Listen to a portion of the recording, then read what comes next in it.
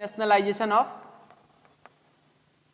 Nationalisation, हाँ, nationalisation of bank, है ना। बैंकों का राष्ट्रीयकरण क्यों हुआ था, शायद मैंने बेसिकली थोड़ा बहुत बताया था। बैंकों का राष्ट्रीयकरण क्यों हुआ था?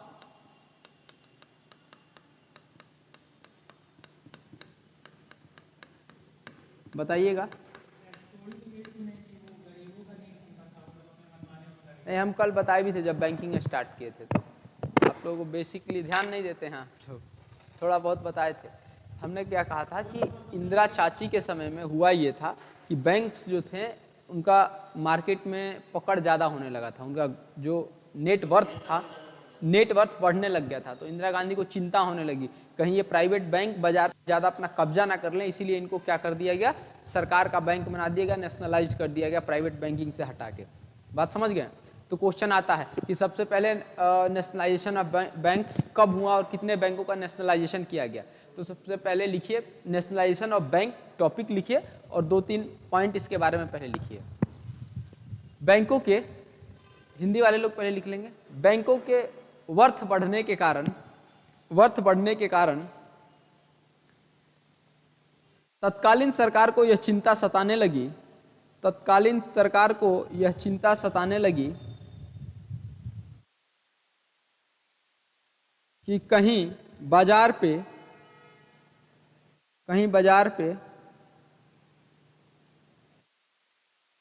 बैंकों का कब्जा सरकार से अधिक ना हो जाए, है ना। इंग्लिश वाले लोग लिख लेंगे nationalisation of bank initiative taken by Indira Gandhi because of concessively net worth of banking is नहीं, was लिख लीजिएगा, वो तो था वाला समय, was increasing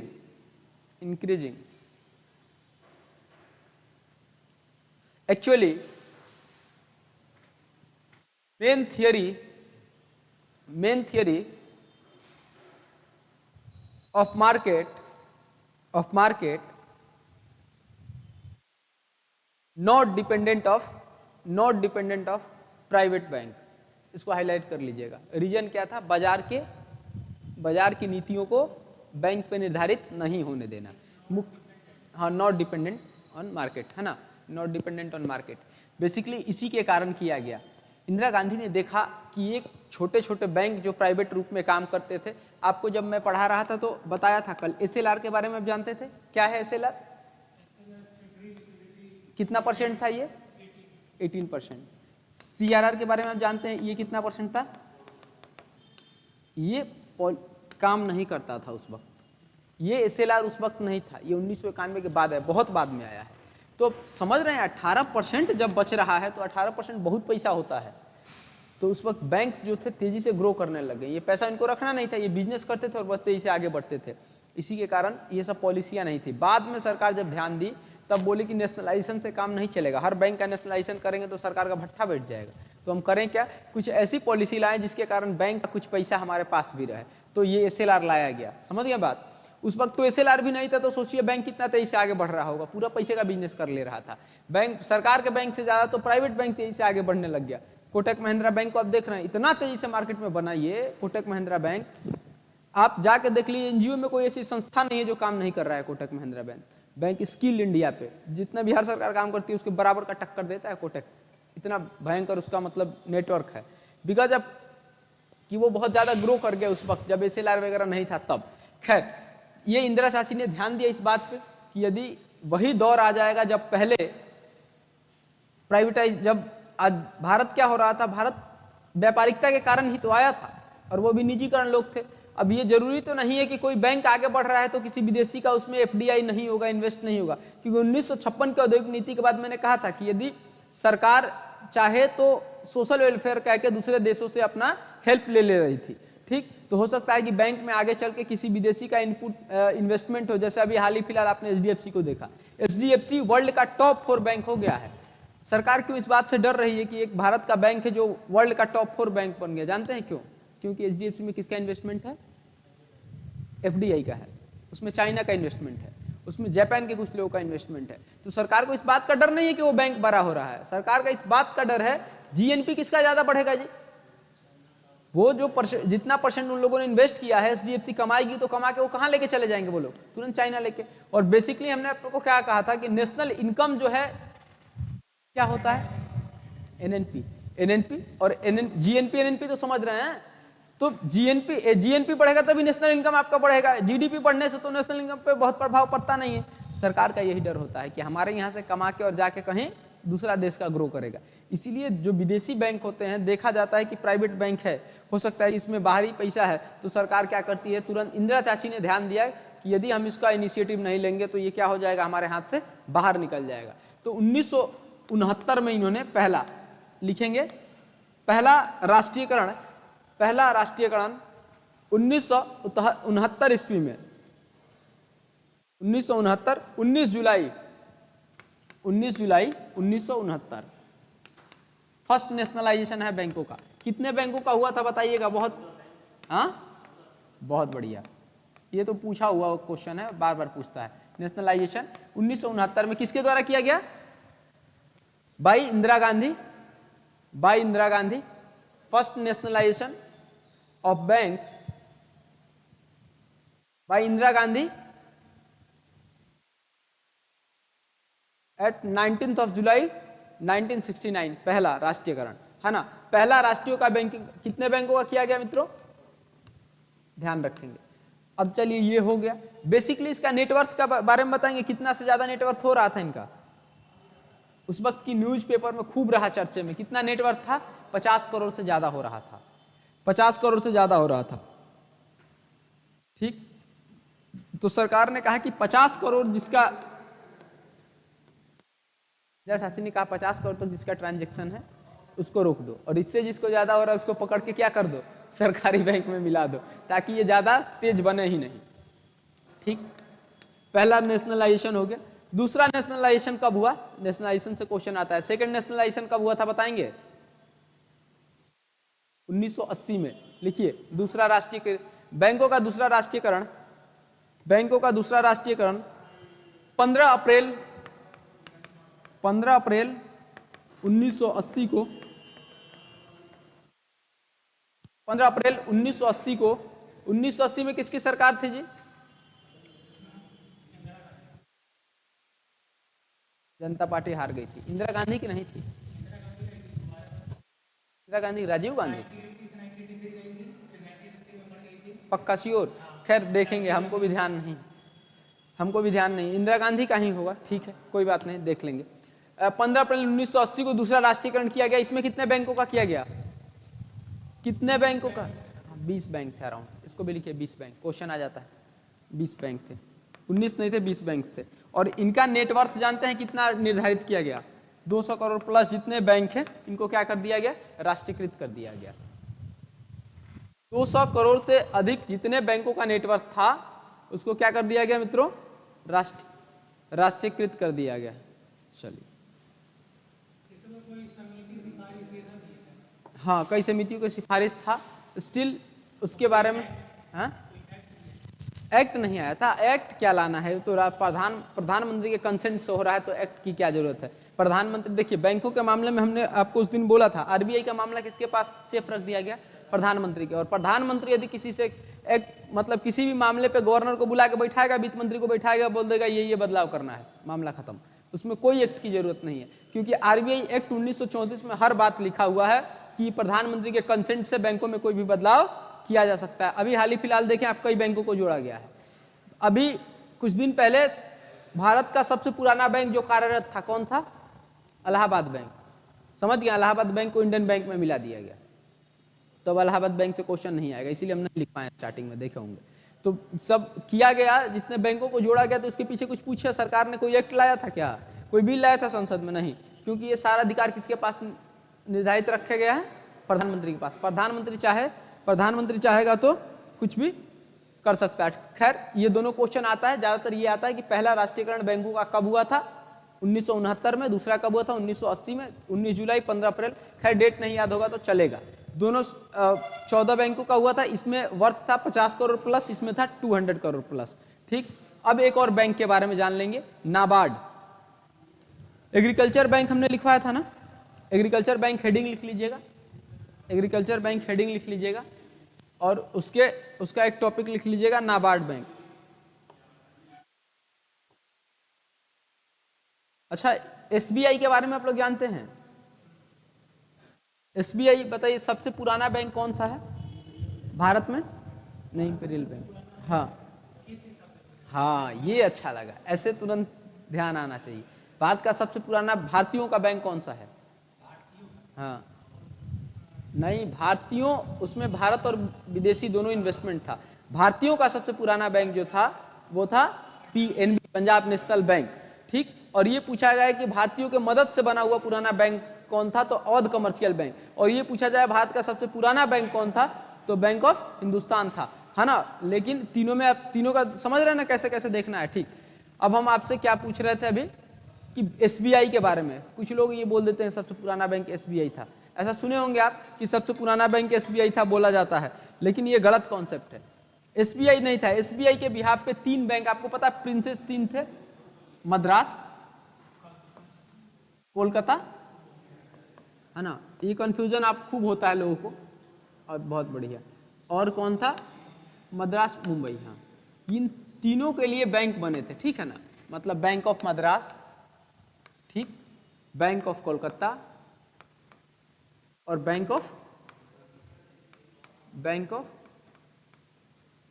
सॉरी मुंबई तो है ही, ठीक। और इन तीनों को क्या कर दिया गया ना, जोड़ के 1921 में तीनों को जोड़ के क्या बना दिया गया? इंपेरियल बैंक, समझ गए। और इस इंपेरियल बैंक को 1955 में क्या कर दिया गया? State bank of India. ठीक, तो बेसिकली यदि आप कॉन्सेप्चुअली देखेंगे तो बैंक्स जो था, ये तीनों बैंक लगातार बदले हैं। आप कैसे कह सकते हैं कि सबसे पुराना बैंक कौन सा है? तीनों मर्ज, ये 1921 में हुआ था, 1921 में इन तीनों को मर्ज किया गया था। तो बेसिकली एसबीआई से क्वेश्चन नहीं पूछना चाहिए, क्योंकि एसबीआई बना कब, सही तरीके से देखिएगा। एसबीआई तो 19, इसको लिख लीजिएगा, सही तरीके से देखिएगा तो एसबीआई कब बना? 1955 में, क्योंकि बाकी तो टुकड़ा टुकड़ा है। इंपेरियल बैंक बना 1921 में, ये इंपेरियल बैंक बना, और 1921 के बाद 1955 में जाके इसको स्टेट बैंक ऑफ इंडिया का रूप दे दिया गया। ठीक, चलिए लिख लेंगे इसको।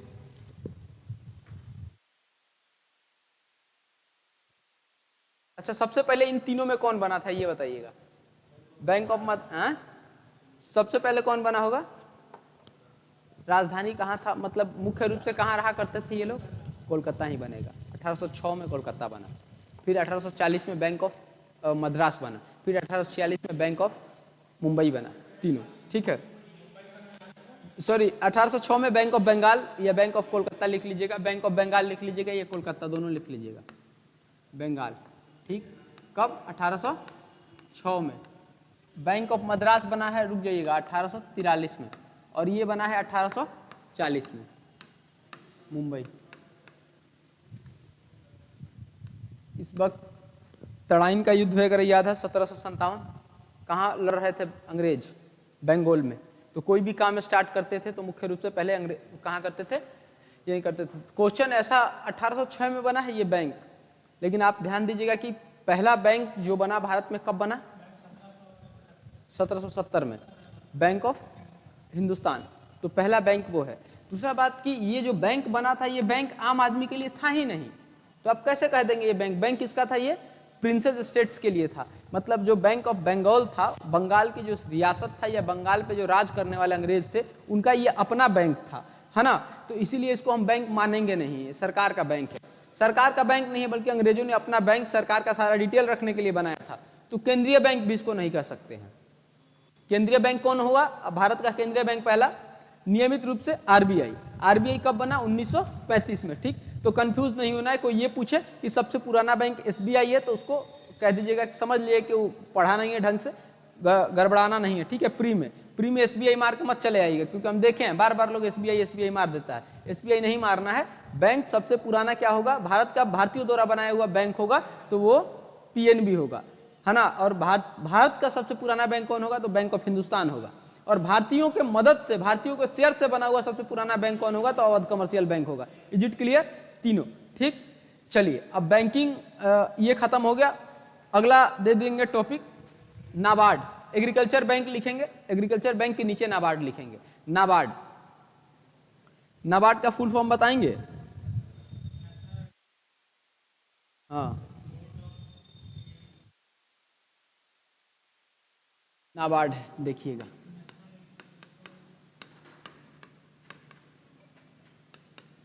नेशनल एग्रीकल्चर, और बताइए, हाँ फोर, बहुत बढ़िया, रूरल डेवलपमेंट, डेवलपमेंट बोलिए। भारतीय द्वारा बना हुआ सबसे पुराना बैंक कौन सा है, पीएनबी। उसकी राजधानी कहाँ थी, सॉरी राजधानी हेडक्वार्टर कहाँ थी, लाहौर। यदि था आएगा तो लाहौर मारना है आएगा तो दिल्ली, ठीक है, ध्यान रखना है इसको। और भारतीयों के मदद से बना हुआ पहला बैंक कौन है, अवध कमर्शियल बैंक। और भारत का सबसे पुराना बैंक कौन है, तो बैंक ऑफ हिंदुस्तान, ठीक। तीन तरह क्वेश्चन ये आया का national agriculture for rural development bank, है ना। बेसिकली इसको लाया क्यों गया था, एग्रीकल्चर को लिए। और एग्रीकल्चर आप जानते होंगे, यदि आप तरीके से अपने एनसीईआरटी के सिलेबस को पढ़ेंगे तो अंबेडकर जी लिख रहे हैं कि सबसे भारत का प्राण कहाँ बसता है, गांव में। और गांव में सबसे ज्यादा क्या है मित्रों, एग्रीकल्चर। तो सवाल आया, नाबार्ड ही होता है, नाबार्ड ही होता है, नहीं नहीं नहीं नहीं, नाबार्ड होगा, national agriculture for rural development, rural development, ठीक तो है। एग्रीकल्चर फॉर, नहीं ठीक है, यही होता है वैसे तो, बोर्ड नहीं होता है। एक सेकंड गूगल कर लेने दीजिए। National bank for, bank for है, बैंक फॉर है, बैंक फॉर है, sorry, bank for agriculture rural development, है ना, ठीक, लिख लीजिए।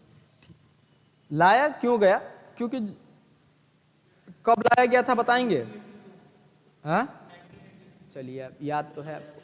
देखिए बेसिकली लाया क्यों गया था, 1982 का दौर आप याद करिएगा। 1977 में क्या हुआ था एग्रीकल्चर में, हरित क्रांति।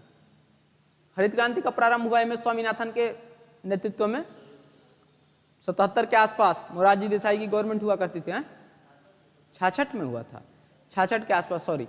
तो 66 के आसपास स्टार्ट हुआ, एम एस स्वामीनाथन थे उसके, और वर्गीज कुरियन थे उसके इंटरनेशनल, हमें एग्जैक्ट ईयर याद नहीं है।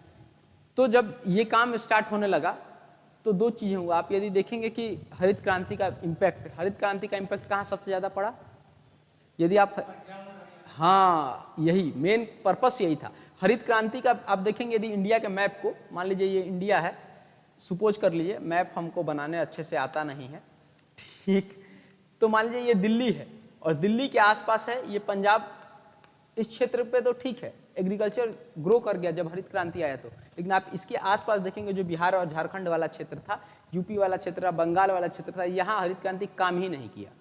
हरित क्रांति से बहुत इम्पैक्ट ही देखने को नहीं मिला। ये ना तो गेहूं का उत्पादन सही हो रहा है, ना ही कुछ हो रहा है। उसके बाद एक और बिल लाई थी इंदिरा चाची, जानते हैं कौन, वो भूमि अधिग्रहण बिल, आप जानते हैं, land acquisition bill. Land acquisition bill में हुआ क्या था कि इन लोगों का कहना का बेसिकली जो इंदिरा गांधी की कॉन्सेप्ट था, इंदिरा गांधी का कॉन्सेप्ट ये था, इंदिरा गांधी ये कह रही थी कि जो छोटे छोटे टुकड़े में आप सबका जमीन है, जायदाद जमीन है, इसको क्या करना है, एक जगह जोड़ के दे दीजिए ताकि लड़ाई झगड़ा निपट जाए।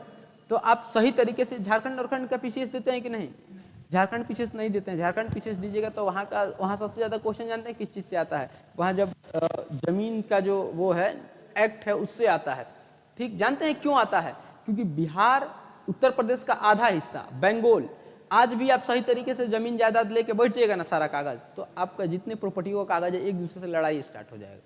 क्योंकि दिल्ली तक हुआ, पश्चिमी उत्तर प्रदेश में हो गया, लेकिन इसके पूर्वांचल साइड में बिहार में इस जमीन का बिल का कोई बेसिकली कॉन्सेप्ट इसलिए लाया गया था कि हरित क्रांति से प्रभाव ये हो कि लोग अच्छे से खेती कर पाए। तो लोग तो पहले ही फ्रस्ट्रेट थे भाई, हरियाणा में काम कर रहा है, पंजाब में काम कर रहा है, लेकिन बिहार यूपी में काम नहीं करता, तो किसान ऐसे ही जल रहे थे कि इस हरित क्रांति का हमारा क्या फायदा हुआ। क्रांति तो आया लेकिन हमें फायदा नहीं हो रहा, क्योंकि आप सही तरीके से देखेंगे तो कोई फायदा नहीं हुआ है बिहार में, यूपी में, इन जगह फायदा नहीं हुआ। तो बेसिकली कुछ विद्वानों ने कहा इंदिरा चाची से कि जानते हैं क्यों नहीं फायदा हो रहा है, इसलिए फायदा नहीं हो रहा है कि इन लोगों का जमीन का टुकड़ा अलग अलग है। तो इंदिरा चाची ने कहा सुनो ऐसा करते हैं, एक बिल पास कर देते हैं, लैंड एक्विजिशन बिल। उसमें क्या किया गया कि छोटे छोटे जो जमीन वाले लोग थे उनको, जैसे आपका 4 जगह छोटा छोटा जमीन है, तो जो उसके करीब है उसको दे के, और इधर का जमीन एक जगह, मतलब एक ही जगह जमीन दे देना था। तो ये उधर तक तो ठीक रहा, पश्चिमी उत्तर प्रदेश तक। जैसे ही बिहार वाला मामला आया, जैसे ही बिहार में मामला आया, होने लगा गड़बड़। ये समझ रहे हैं आप, बिहार में मामला गड़बड़ इसलिए होने लगा कि बिहार और उत्तर प्रदेश का जमीन, पूर्वांचल का जमीन, बंगाल का जमीन, झारखंड का जमीन, ये सब पूरा तरीके से कागजाती तौर पर ठीक नहीं था। लड़ाई होने लगा, सरकार तुरंत अपना फैसला बैक ली, सरकार गिर जाता, असंतुष्ट होता, लोग अपने में लड़ने लगता कि सरकार का ये डिसीजन ठीक नहीं है, वो डिसीजन ठीक है नहीं है। तो क्या हुआ कि डिसीजन पीछे ले लिया गया, वापस ले लिया गया। तो बेसिकली नाबार्ड को इसीलिए किया गया 1980 के आसपास, इसलिए इसको लाया गया कि कुछ किसान जो है वो काफ़ी ज़्यादा गरीब हो गए थे, ना तो वो छोटे छोटे ज़मीनों पे खेती कर पा रहे थे, और ना ही उनके पास पैसा है, ना ही फायदा है। समझ रहे हैं बात। अब मान लीजिए कि आप सही तरीके से देखिएगा, वेस्ट यूपी को, पंजाब को, हरियाणा को, वहाँ के किसान अमीर होते हैं, हल्के में मत लीजिएगा वहाँ के किसान को। वहाँ का किसान जो है हर साल में करोड़ों करोड़ रुपये कमाता है सर, बहुत अमीर होता है।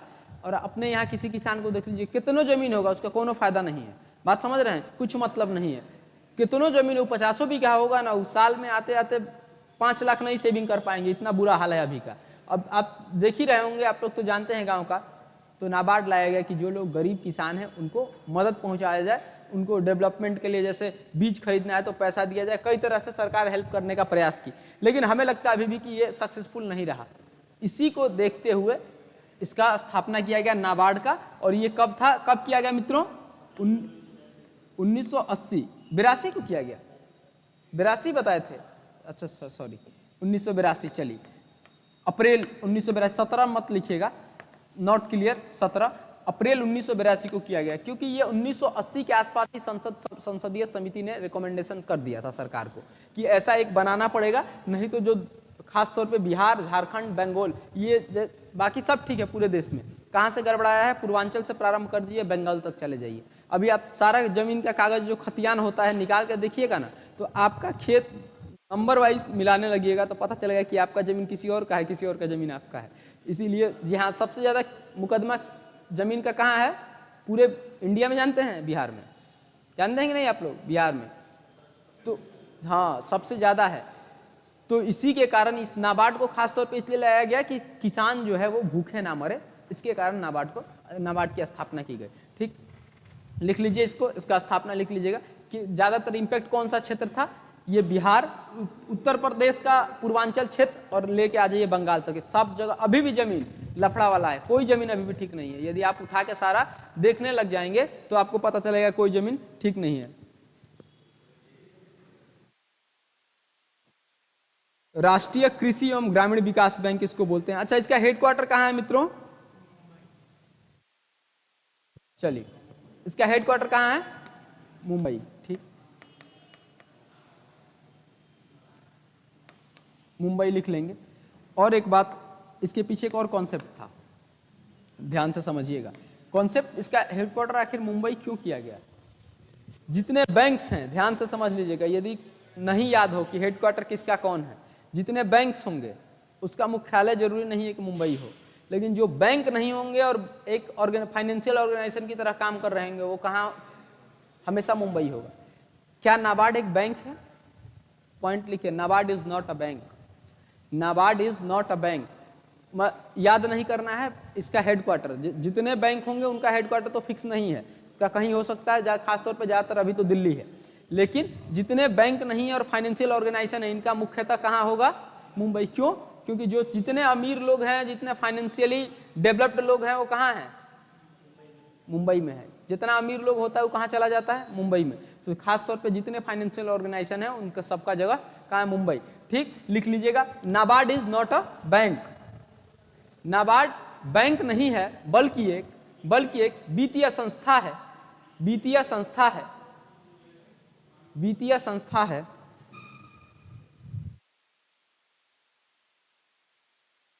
वित्तीय संस्था है जो किसानों को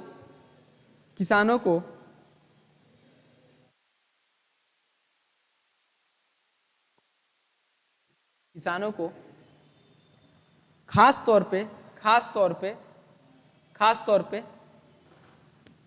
तौर पे ग्रामीण क्षेत्रों में मदद करने के लिए उत्तरदायी है। खास तौर पे मदद करने के लिए उत्तरदायी है। इसको हाईलाइट करिएगा, देखिए क्वेश्चन कैसे आता है। निम्न में से कौन सा बैंक, ऐसे देगा, निम्न में से कौन सी संस्था, बैंक नहीं, निम्न में से कौन सी संस्था ग्रामीण क्षेत्रों में किसानों को मदद करने के लिए उत्तरदायित्व है? नाबार्ड। ठीक, देखिएगा संस्था देगा और उसमें दे देगा दो चार को आरआरबी का नाम, तो आरआरबी नहीं है। आरआरबी जो अभी आप लोग आरआरबी का कॉन्सेप्ट समझ रहे थे, ध्यान से देखिएगा आरआरबी बेसिकली होता क्या है। ये रहा नाबार्ड। नाबार्ड को सरकार ने ये कहा तुम क्या करोगे, तुम किसानों को, ग्रामीण क्षेत्र के किसानों को मदद करोगे, यही बोला, ग्रामीण क्षेत्र के किसानों को। तो क्या नाबार्ड का ब्रांच है क्या गांव में आपके? नाबार्ड का ब्रांच है नहीं है ना? तो ये क्या करती है? आरआरबीज, और ये देते हैं फार्मर को। कॉन्सेप्ट समझ रहे हैं? नाबार्ड आरआरबीज को स्कीम देती है, पैसा देती है। समझ गए बात? जैसे मुद्रा बैंक में मैंने बताया था, मुद्रा एक स्कीम है, वो हर बैंक को बोलता है कि भाई तुम जो है छोटे छोटे उद्योगपति हैं उनको मदद करने के लिए, उनको सहायता प्रदान करने के लिए हम स्कीम दे रहे हैं, इसके तहत उसको मदद करो, है ना? उसी तरह नाबार्ड किसानों के लिए एक स्कीम देता है, किसको? आरआरबीज को। ये इसके बारे में आप जानते हैं रीजनल रूरल बैंक, कल थोड़ा सा मैंने बताया था। अभी भारत में लगभग रीजनल रूरल बैंक कितने हैं? 50 के आसपास हैं। पहले 100 थे, लेकिन लगातार कम हो रहे हैं, बहुत तेजी से कम हो रहे हैं, सरकार का कहना है। और एक हाल ही फिलहाल एक फाइनेंशियल समिति का रिपोर्ट आया है कि जितने आरआरबीज हैं किसानों की हत्या कराने में इनका मुख्य हिस्सा है, इनको बंद कर दिया जाए। बेसिकली क्यों? क्योंकि ये लोन तो दे देते हैं, लेकिन लोन देते कब है जानते हैं? कब? जैसे लोन तब देंगे जब किसान आया, बीज डाल दिया, और बीज डालने के बाद वो बीज का डेटा दिखा देगा कि हम इतना बो दिए हैं, मतलब इतना कर दिए हैं, तब लोन देगा सरकार। अरे भाई जब उसको देना ही है तो स्टार्टिंग में दे दो, बाद में तुम दोगे तो वो तो लेके खर्च हो जाता है, पैसा रखा जाता है। मान लीजिए कि वो 5, ऐसे समझिए 5 बीघा, जो रिपोर्ट आया हाल फिलहाल, 5 बीघा खेत वो बेचारा बोआ, ठीक, बो दिया। अब बोने के बाद आके उसको किसी ने चढ़ा दिया कि जाओ आरआरबी के पास इससे लोन ले लो। वो भी मूर्ख आदमी क्या किया, जाके लोन ले लिया। लोन इसको मिल गया 5 लाख। अब ये 5 लाख लोन, किसान के पास पैसा बचेगा तो उसको मन करेगा थोड़ा अच्छा कपड़ा पहन लें, थोड़ा अच्छा खाना खा लें। ये धीरे धीरे पैसा क्या कर दिया, खत्म कर दिया। अब बाद में पता चला कि ये जो 5 बीघा से उत्पादन हुआ है, उत्पादन इतना नहीं हुआ है कि वो पैसा रिटर्न कर पाए। तो बाद में इसका कर्ज तो धीरे धीरे बढ़ जाता है, और जब कर्ज धीरे धीरे बढ़ जाएगा तो वो वही फांसी लगा के मर जाता है। तो यही समितियों ने कहा कि ये रिपोर्ट ही गलत है। यदि आपको लोन देना है तो खेत के बोने से पहले दे दीजिए, कि वो पैसा वहीं खर्च कर दे, नहीं तो मत दीजिए। क्या फायदा है? एक साइकिल में फंसा के आप मार दे रहे हैं किसानों को। किसान इसलिए नहीं दे रहा, पैसा लेके वो खेत में लगाएगा तो उसलिए नहीं, वो क्या कर रहा है कि पैसा लेके किसी में लगा देता है, अब बेटा अपने खर्च में। और ओबियसली होता है ये, गरीब आदमी के पास पैसा होगा तो सोचेगा थोड़ा बढ़िया कपड़ा पहन ले, थोड़ा बढ़िया खाना खा ले, वो नहीं रुकता है, धीरे धीरे खर्च हो जाता है। इसी कॉन्सेप्ट के कारण बीती ने कहा कि आरआरबीओ को बंद करिए, ये लोन नहीं दे रहे हैं। ये किसानों की हत्या करने का सबसे बड़ा उत्तरदायित्व तो कौन है? आरआरबीज है। इसीलिए बहुत तेजी से आरआरबीज को बंद किया जा रहा है। अभी गूगल पे आप देखिएगा तो 120 के आसपास डेटा दिखाएगा, लेकिन अभी रिसेंटली 50 के आसपास ही सबको बंद किया जा रहा है। तेजी से बंद किया जा रहा है, मर्ज कर दिया। हाँ वो तो, हाँ अभी देखिए रिसेंटली हुआ है। उत्तर बिहार और दक्षिण बिहार, उत्तर बिहार ग्रामीण बैंक जानते हैं आप, और दक्षिण बिहार ग्रामीण बैंक, इन दोनों को मर्ज करके बिहार ग्रामीण बैंक कर दिया गया। इस सारे बैंकों को मर्ज कर फिर कहाँ मर्ज ला दिया जाएगा? बैंक में। आरआरबी को छोड़ के बैंक बना दिया जाएगा। बाद में ये जो बिहार ग्रामीण बैंक है इसको कौन एडॉप्ट कर लेगा? CBI, central bank of India का हिस्सा है ये। सेंट्रल बैंक ऑफ इंडिया कहेगा बाद में कि अब तुम हमारे बिहाफ पे काम कर रहे थे, तुम अपना पोस्टर हटाओ, अब हम काम करेंगे। धीरे धीरे ये सरकार स्टार्ट हो चुकी है। आरआरबीज, आपको पता है आरआरबीज का काम ये होता है कि गांव तक बैंकिंग सुविधा को पहुंचाना मुख्य रूप से, इसके अलावा कोई काम नहीं होता आरआरबीज का। ठीक, नाबार्ड के बारे में पूछा जाए, नाबार्ड कैसी संस्था है? नाबार्ड बैंक है तो नहीं, नाबार्ड एक संस्था है जो क्या करती है, किसानों को ग्रामीण क्षेत्र के किसानों को मदद करती है ना, ठीक। और ये किस थ्रू करती है, तो आरआरबीज के थ्रू करती है, ठीक। आरआरबीज को ये स्कीम देती है और स्कीम के थ्रू लोन मिलता है, ठीक। चलिए, नाबार्ड भी हो गया, कृषि बैंक हो गया। अब एक पेमेंट बैंक हमने लिखवाया था, पेमेंट बैंक को थोड़ा सा ध्यान से देख लेंगे। पेमेंट बैंक को ध्यान से देखेंगे। पेमेंट बैंक से यूपीएससी ने 2016 में क्वेश्चन भी पूछा था। बेसिकली पेमेंट बैंक होता क्या है, संसद के एक समिति के रिपोर्ट से इसको प्रारंभ किया गया। क्वेश्चन आना होगा तो इसी से आएगा, बाकी सब किसी से ज्यादा आएगा नहीं। पेमेंट बैंक ध्यान से सुनिए। अब 2014 के बाद आपने देखा भारत में एक सत्ता परिवर्तन हुआ तेजी से, और जब सत्ता परिवर्तन होता है तो तेजी से जो है नया नया काम प्रारंभ होता है। तो इसी वक्त संसद में हल्ला ये होने लगा कि लोगों के पास पैसा कम है, महंगाई है, ग्रोथ रेट कम है, इन्फ्लेशन रेट ज़्यादा है, बाजार में पैसे की कमी है। खूब हल्ला गुल्ला होने लगा संसद में। तो संसद की एक समिति बनी और उस समिति को काम ये दे दिया गया कि बाजार में स्वायत्तता कैसे लाया जाए, पैसों का स्वायत्तता कैसे लाया जाए, वित्तीय स्वायत्तता इसको बोला जाता है, इंग्लिश में बोलते हैं फाइनेंशियल इंक्लूजन। वित्तीय स्वायत्तता कैसे लाया जाए, अर्थात स्वायत्तता का मतलब ये हुआ कि बाजार में पैसा कहाँ से लाया जाए, स्वायत्तता, है ना, यही शब्द यूज किया गया। और उस समिति का नाम था नचिकेत मोर समिति, जिस समिति को दिया गया नचिकेत मोर समिति। इस समिति को ये काम दिया गया कि भाई तुम इसके बारे में जानकारी करो और जानकारी करके ये बताओ कि आखिर हमारे देश में वित्तीय स्वायत्तता क्यों कम होते जा रहा है। तो जब इस नचिकेत मोर समिति पे क्वेश्चन भी आ गया, 2016 में क्वेश्चन पूछा था कि सरकार ने, सेंट्रल गवर्नमेंट ने कौन सा इनिशिएटिव, निम्न में से कौन सा इनिशिएटिव वित्तीय स्वायत्तता के लिए लिया था, ठीक, कौन सी समिति ने लिया था, है ना। तो वो नचिकेत मोर समिति उसका नाम था। बेसिकली हुआ क्या, ध्यान से सुनेंगे। जब ये समिति बनाई गई तो इस समिति ने सर्च करना स्टार्ट कर दिया। तो कोई भी समिति जब काम करती है ना, तो पहले अपने देश का वर्किंग प्रोफाइल देखेगा और फिर उसके बाद 2-4 और देशों का वर्किंग प्रोफाइल देखेगा। जब ये सब देखा गया, हर देश के वर्किंग प्रोफाइल को देखा गया कि यहाँ फाइनेंशियल इंक्लूजन है, तो रीजन क्या है, व्हाट इज द रीजन कि हमारे यहाँ नहीं फाइनेंशियल इंक्लूजन कम है, यहाँ फाइनेंशियल इंक्लूजन ज़्यादा है, रीजन क्या है, नीतियों में क्या फर्क है। तो जब नीतियों में फर्क देखा इस नचिकेत मोर समिति के लोगों ने, अध्यक्षता इन्होंने किया था, इसीलिए इन्हीं के नाम पे ये समिति है, तब देखा गया कि एक नया कॉन्सेप्ट आ रहा है। नए नए जो देश हैं, देश जो हैं, वहाँ एक नया बैंकिंग के मामला में कॉन्सेप्ट आ रहा है, उसको बोलते हैं हम लोग पेमेंट बैंक। उसको क्या बोल रहे हैं, पेमेंट बैंक, ठीक। तो ये ध्यान दिया गया कि भाई ये पेमेंट बैंक होता क्या है।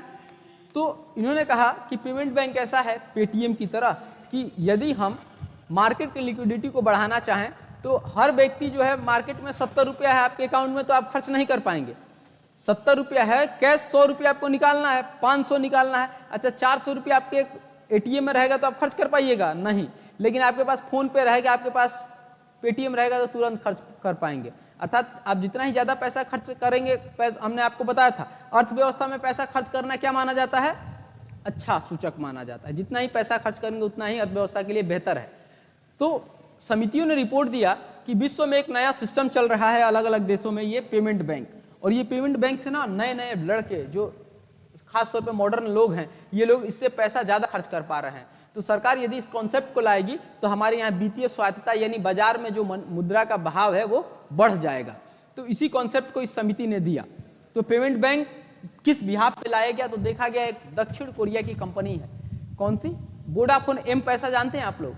जो पेमेंट बैंक आया या एयरटेल पेमेंट बैंक आया, ये सब बाद में आया। विश्व में सबसे पहले जो काम कर रहा था वो वोडाफोन एम पैसा काम कर रहा था। वोडाफोन एम पैसा काम कर रहा था। इसी के कॉन्सेप्ट को देख के नचिकेत मोर समिति ने संसद में ये बात रखा कि ऐसा करते हैं कि इसी के बिहाफ पे हम लोग भी अपने बाजार में पेमेंट बैंक लाते हैं, ठीक। ये हुआ, थोड़ा सा और डिटेल इसको समझ ही लीजिए कि वोडाफोन एम पैसा को देख के लाया गया। वोडाफोन एम पैसा बेसिकली दक्षिण कोरिया की कंपनी है और दक्षिण कोरिया साइड की कंपनी है, और ये जो है मॉरिशस में काम कर रही थी, उस वक्त मॉरिशस में काम कर रही थी। और यदि आप बैलेंस ऑफ पेमेंट जब पढ़ेंगे तो अब इसके बारे में डिटेल बता देते हैं इस समिति ने रिपोर्ट क्या दिया था, फिर हम लोग पेमेंट बैंक की तरफ थोड़ा सा आएंगे। आपने देखा होगा कि वोडाफोन एम पैसा उतना अच्छे से काम नहीं किया जितना पेटीएम कर पाया। वोडाफोन एम पैसा सबसे पहले आया था बाजार में, कॉन्सेप्ट किसके बिहाफ पे आया, वोडाफोन एम पैसा का, लेकिन वोडाफोन एम पैसा नहीं आ पाया। पेटीएम ज़्यादा, एयरटेल पेमेंट बैंक, पेटीएम, ये सब ज़्यादा पेमेंट बैंक का काम कर रहे हैं। तो इसमें सरकार ने कुछ दिशा निर्धारित कर दिया कि ये बैंक नहीं रहेंगे, इनका काम क्या होगा, ये क्रेडिट नहीं देंगे, इनका काम क्या रहेगा कि ये लोगों का पैसा रखेंगे, आप देखिएगा तो अकाउंट से वॉलेट में ऐड होता है और वो क्या कर देता है, पेमेंट करता है, बस यही काम करता है।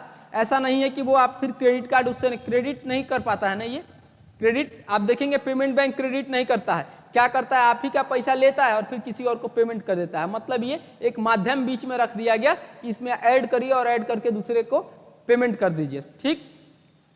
पेमेंट बैंक का ये कॉन्सेप्ट था। तो इसके पीछे एक बहुत बड़ा ब्लंडर आया आगे, क्यों पूछा जाता है इसमें कि वोडाफोन एम पैसा के बारे में जांच किया गया। तो वोडाफोन बेसिकली बहुत दिनों से भारत में काम कर रही थी दूर संचार के मामले में, आप जानते हैं। वोडाफोन का नाम कभी बहुत ज़्यादा हुआ करता था, वो बिल्ली वाला, कुत्ता वाला आता है ना, कुत्ता वाला दो आया करता था। वोडाफोन आइडिया से भी ज़्यादा आगे काम कर रहा था। देखेंगे वोडाफोन मार्केट में एकदम तेजी से ग्रो कर गया था, जानते हैं क्यों? बेसिकली वोडाफोन जो कंपनी था भारत में आया था। जब बैलेंस ऑफ पेमेंट पढ़ेंगे तो बैलेंस ऑफ पेमेंट में एक हम लोगों का दूसरे देशों के साथ ट्रेड वो है, क्या बोलते हैं, ट्रीटी है, उसको हम लोग कहते हैं 7 सिस्टर ट्रीटी। 7 ऐसे हमारे पड़ोस के देश हैं जो गरीब हैं, तो हम उनके साथ एक्सपोर्ट और इंपोर्ट पे टैक्स नहीं लगाते हैं। या वहाँ की जो कंपनियां हमारे देश में काम करने आती है तो हम लोग कहते हैं चलो भाई हम तुमसे टैक्स नहीं लेंगे क्योंकि तुम गरीब देश से हो। तो मॉरिशस उसमें से एक है। आपको पता है मॉरिशस में बिहारी लैंग्वेज भी, भोजपुरी भी बोला जाता है ना।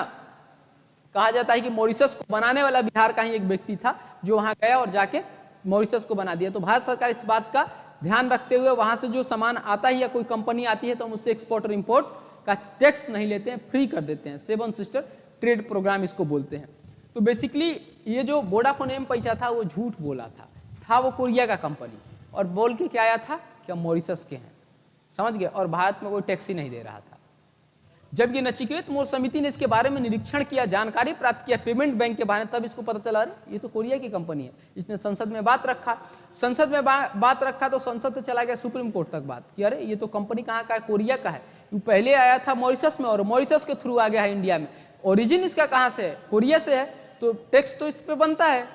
कोरिया हमारे 7 सिस्टर प्रोग्राम में नहीं आता है, यानी फ्री ट्रेड उसके साथ हमारा नहीं है, तो उसके साथ हमारा क्या बनता है, टैक्स देना बनता है। कई सालों से भारत में काम कर रहा है। तुरंत वोडाफोन के जो भारत के अध्यक्ष थे उनको समन जारी किया, सुप्रीम कोर्ट बुलाया। क्या मजाक है भाई, पूरा डांटा और डांट के बोला कि उस वक्त जब से तुम भारत में काम करो तब से अभी तक सारा टैक्स पहले तुम दो हमें, नहीं तो पहले बात कि तुम तो फरेब किए हो, धोखाबाजी किए हो सर भारत के साथ, तो इसी पे टैक्स लगाएंगे। अब जब जोड़ा उन्होंने तो देखा कि बाप रे हमारा जो नेटवर्थ भारत में इससे ज़्यादा टैक्स हो गया। जब से आया था तब से तो कर नहीं रहा था, तो किसी तरह हाथ जाके सुप्रीम कोर्ट के पास हाथ पैर जोड़ा कि हुजूर मालिक गलती हो गया, माफ़ कर दीजिए, अब से नहीं करेंगे, अब से टैक्स देंगे। सरकार एकदम नहीं, सुप्रीम कोर्ट बोला मजाक नहीं करना है, तुम गलती किए हो या तो तुम्हारे ऊपर देशद्रोह का केस चलाएंगे और नहीं तो पहले तो रजिस्ट्रेशन कैंसिल करेंगे और सारा पैसा वसूलेंगे। वोडाफोन पड़ा संकट में, तो देखिएगा मार्केट से एकदम से वोडाफोन गायब हो गया। कुछ दिन तक कैसे भी नेगोशिएट किया, सुप्रीम कोर्ट में जाके भारत सरकार से अप्रोच किया, संचार मंत्रालय में अप्रोच किया, गलती सही किसी भी, जब कुछ नहीं हुआ तो इसने किया क्या कि सारा वोडाफोन का जो कंपनी था किसको बेच दिया, आइडिया को बेच दिया, आइडिया को बेच दिया, आइडिया को बेच के भागने का कोशिश किया। तो सरकार, भारत सरकार तो देख ही रही थी, चाहती तो पकड़ लेती, लेकिन भारत सरकार ने कहा कि चलो ये सारा कंपनी किसको मिल गया, किसी भारतीय को मिल गया, इससे अपने जीएनपी को फायदा है, अपने एनएनपी को फायदा है, इसलिए भारत सरकार ने ध्यान नहीं दिया। इसीलिए आप देखे होंगे वोडाफोन बिल्कुल एकदम से बाजार से गायब हो गया था। आप लोगों को पता नहीं था ना ये केस, ये ऐसे नहीं गायब हुआ था, पूरा पॉलिसी था इसके पीछे। इतना ना उसके ऊपर टैक्स इंपोज कर दिया भारत सरकार ने, भारत सरकार ने नहीं सुप्रीम कोर्ट ने किया था कि भारत सरकार का जो रूल रेगुलेशन है कॉर्पोरेट टैक्स का पूरा तुम्हें निभाना पड़ेगा। 35% लगता है, आप कॉर्पोरेट टैक्स पढ़ेंगे तो पहले लगता था 30% और 40%। 30% कोई विदेश की कंपनी आएगी भारत में काम करने तो उसको लगेगा 40%, और भारत की कंपनी कोई भारत में काम कर रही है तो उसको कॉर्पोरेट टैक्स कितना लगेगा, 30% पहले था। लेकिन इस बजट में किया क्या गया कि कंपनियां जो है कि घाटे में चल रही थी कोविड के कारण, तो 5-5% घटा दिया गया। तो विदेशियों के लिए 35% लिया जाता है और भारतीयों के लिए 25%।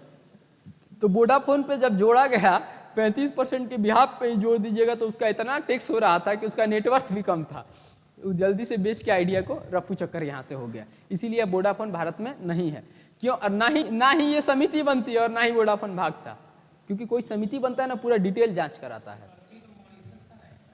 गलती है मॉरिशस का, लेकिन अब छोटा देश से नहीं बोला जाता है, ठीक, फ्री ट्रेड चलता है। अब सरकार, भारत सरकार ये भी शर्म करती है, क्या ही बोलने जाए, क्या ही डांटने जाए, इसी को पकड़, टैक्स तो इसी से वसूलेंगे, वैसे भी हम उसको फ्री दे रहे हैं, गलती मॉरिशस का, ऑब्वियसली मॉरिशस का है। अब कंपनियों का ज़्यादा अच्छे तरीके से जांच होता है। जब हम बैलेंस ऑफ पेमेंट पढ़ेंगे तो बताएंगे 2 रूट की कंपनियां आती हैं, दिल्ली रूट, बॉम्बे रूट। तो किन संचार से आने वाले माध्यमों को पहले रखा जाता था? बॉम्बे रूट में, समझ गए? बॉम्बे रूट का मतलब हुआ कि यदि कोई कंपनी आए भारत में, विदेशी कंपनी आया, तो 1 महीने बाद भी सरकार को बताएगी कि हम भारत में आ चुके हैं, तो कोई दिक्कत नहीं है, तुम आ गए हो, बता दिए, ठीक है।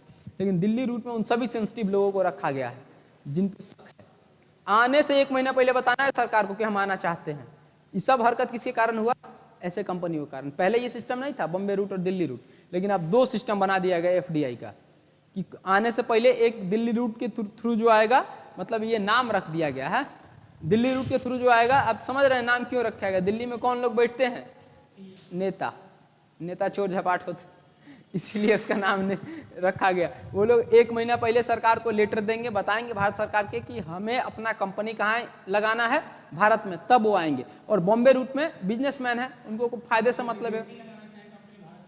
विदेशी ये 2 तरह के हैं, कुछ यहाँ आए और यहीं से लाइसेंस, वो एफपीआई में आ जाता है।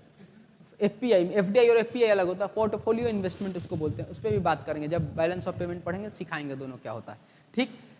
चलिए, खैर हम लोग कहाँ थे? पेमेंट बैंक पे। तो पेमेंट बैंक पे 2, 4, 5 लाइन लिख लीजिए जो क्वेश्चन आता है। पेमेंट बैंक एक संसदीय समिति नचिकेत मोर समिति के सिफारिश पर भारत में, नचिकेत मोर समिति के सिफारिश पर भारत में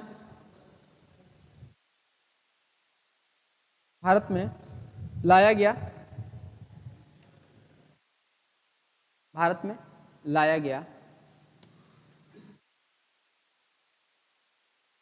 यह कमर्शियल बैंक नहीं है, ध्यान रखेंगे, यह कमर्शियल बैंक नहीं है, यह कमर्शियल बैंक नहीं है, बल्कि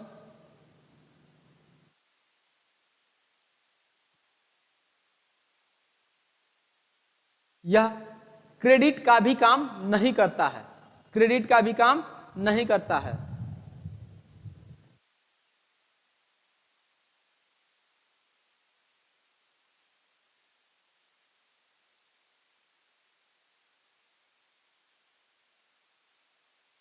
चलिए, हो गया बेसिकली पेमेंट बैंक से 4 जो भी पेमेंट्स बैंक है, ध्यान दे दीजिए। पेमेंट्स बैंक ही जब बाद में आरआरबी का जो रूल है शेड्यूल 2 में हमने बताया था, उन सबको फॉलो कर लेंगे। उसमें ऐसा है कि 20 साल तक आपको यहाँ रहना है, ये काम करना है।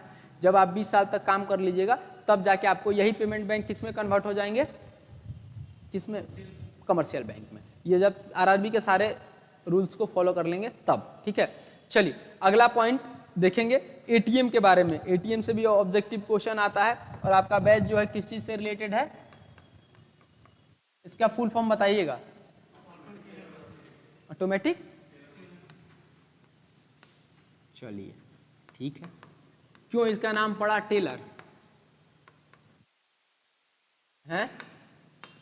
बताइएगा, बताइए, लिखिए। एटीएम, एटीएम का सबसे पहले बनाने वाला कौन था? एटीएम सबसे पहले एटीएम का कॉन्सेप्ट बताने वाला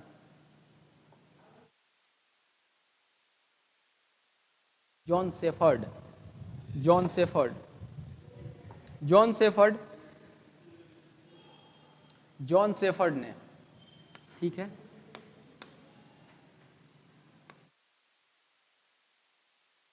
सेफर्ड ने कॉन्सेप्ट दिया था, लेकिन मॉडल किसने किया एटीएम को? मॉडल जैसे मशीन था, इसको तैयार किसने किया कि कैसे एटीएम डालेंगे, कैसे पिन डालेंगे तो निकलेगा? बताइए। इसी के नाम पे टेलर पड़ा है। इसका नाम था मार्क टेलर। क्या नाम था? Mark Taylor. ऐसे ही टेलर नहीं पड़ गया है, इसी के नाम पे ये टेलर पड़ा है, ऑटोमेटिक टेलर मशीन। इसी के बिहाफ पे ये टेलर लिखा गया है। इसी ने मॉडल बताया कि इस तरीके से हमें रखना है। समझ गए? ये क्वेश्चन आता है ऑब्जेक्टिव में। यदि बनाया, कॉन्सेप्ट किसने दिया? जॉन सेफर्ड ने। और बनाया मॉडल किसने बनाया है? मार्क टेलर ने। दोनों में अंतर है, ध्यान से लिख लीजिएगा इसको, ठीक। अब बताइएगा, विश्व में सबसे पहला एटीएम किस बैंक ने बनाया और कब बना? एटीएम के बारे में तो आप जानते होंगे। नहीं, एचएसबीसी नहीं, एचएसबीसी बाद में बनाया है, अभी उसका विदाई हुआ है। एक भारत में वो बैंक था, अभी विदाई हुआ है, सिटी बैंक ने। लिखिए इसको, सर्वप्रथम विश्व में एटीएम सिटी बैंक ने 1967 में न्यूयॉर्क में स्थापित किया। 1967 में न्यूयॉर्क में, है ना। सिटी बैंक के बारे में जानते हैं कि नहीं? कहाँ की बैंक है सिटी बैंक? अमेरिका की बैंक है, और भारत में काम कर रही थी, विदाई हो गया भारत से उसका, अब जा रहा है। जा क्या रहा है? चला गया, सारा बेच दिया एक्सिस बैंक को, अपना सारा शेयर किसको बेच दिया है? एक्सिस बैंक को। ठीक, और बताइएगा, कौन से बैंक का सबसे ज्यादा ब्रांच है पूरे वर्ल्ड में? क्या ऐसे बताइए, छोड़िए ये क्वेश्चन छोड़िए, ये बताइएगा कौन से विदेशी बैंक का भारत में सबसे ज्यादा ब्रांच है? भारत में बताइए। हाँ, नहीं, विदेशी बैंक। लिखिए which foreigner bank of maximum branch in India? Which foreigner bank of maximum branch in India? Hindi में लिखिएगा, कौन से विदेशी बैंक का ब्रांच भारत में सबसे ज्यादा है? आप देखिएगा, दिल्ली में यदि सीपी जाइएगा ना, तो इसका पूरा बड़ा का बड़ा बोर्ड मिलेगा, स्टैंडर्ड चार्टेड बैंक। हाँ ठीक, standard chartered bank, charter bank होता है, charter, standard charter bank, commercial bank, standard charter bank. लिख दें? हो गया, लिख लीजिए। एचडीएफसी कुछ कौन है? कविता कुमारी? नहीं जी, एचडीएफसी नहीं है। एचडीएफसी इंडियन है, वही शेयर वाला मामला है, इसमें विदेशी शेयर है, लेकिन 51% से कम है। हम आपको क्या बताए थे? आप लोगों को बताए थे ना, तो ये एक, हाँ 49। अब मान लीजिए ये फॉरेन का इन्वेस्ट एफडीआई है और ये इंडिया का है, तो बैंक कौन सा माना जाएगा? इंडिया ही माना जाएगा। तो एफडीआई में है, एचडीएफसी में है, लेकिन 49% से बहुत कम है, इसीलिए इसको इंडियन बैंक ही कहेंगे। ठीक, standard chartered bank Kavita ji लिख लीजिएगा, है ना। और इसका ब्रांच आपको भारत में सबसे ज्यादा है, ये एक विदेशी बैंक है। और कहाँ का बैंक है बताइएगा? नहीं, इंग्लैंड का है, इंग्लैंड का है स्टैंडर्ड चार्टर्ड वर्ड है इस सबका। चलिए, हो गया। अब एटीएम हो गया, हमको लगता है बैंकिंग से कुछ नहीं बचा, बैंकिंग से हो गया। अब आ जाइए आप लोग, एक नया टॉपिक हम लोग स्टार्ट करेंगे, प्लानिंग, जिससे एग्जाम में आता है क्वेश्चन। ठीक है, प्लानिंग टॉपिक डालिए, प्लानिंग, और इसको ध्यान से पढ़ेंगे। ये प्री मेंस दोनों का काम। हाँ, 5 ईयर प्लान तो बाद में चलेंगे, पहले प्लानिंग स्टार्ट कहाँ से हुआ, कैसे क्या हुआ, उसके बाद 5 ईयर प्लान तो लास्ट में चलेंगे। 5 ईयर प्लान से क्वेश्चन बहुत नहीं आता है, 4-5 को प्लान से ही आता है, वो फिक्स क्वेश्चन है, उसको रटवा देंगे, वहीं से आ जाएगा। आता खूब है, लेकिन हाँ हर बार आता है, लेकिन वो 4-5 को से आता है, वो प्री में फिक्स है। नोट्स भी हम आपको आज शाम को ही 5 ईयर्स प्लान वाला आपके ग्रुप में भिजवा देंगे। ग्रुप है ना आप लोगों का? ग्रुप में है ना आप लोग? तो हम उसमें भिजवा देंगे। और अभी पहले समझ ली कॉन्सेप्ट कहाँ से आया, कैसे स्टार्ट हुआ प्लानिंग। अब ध्यान से लिखना छोड़िए, पहले समझिएगा कि होता क्या है।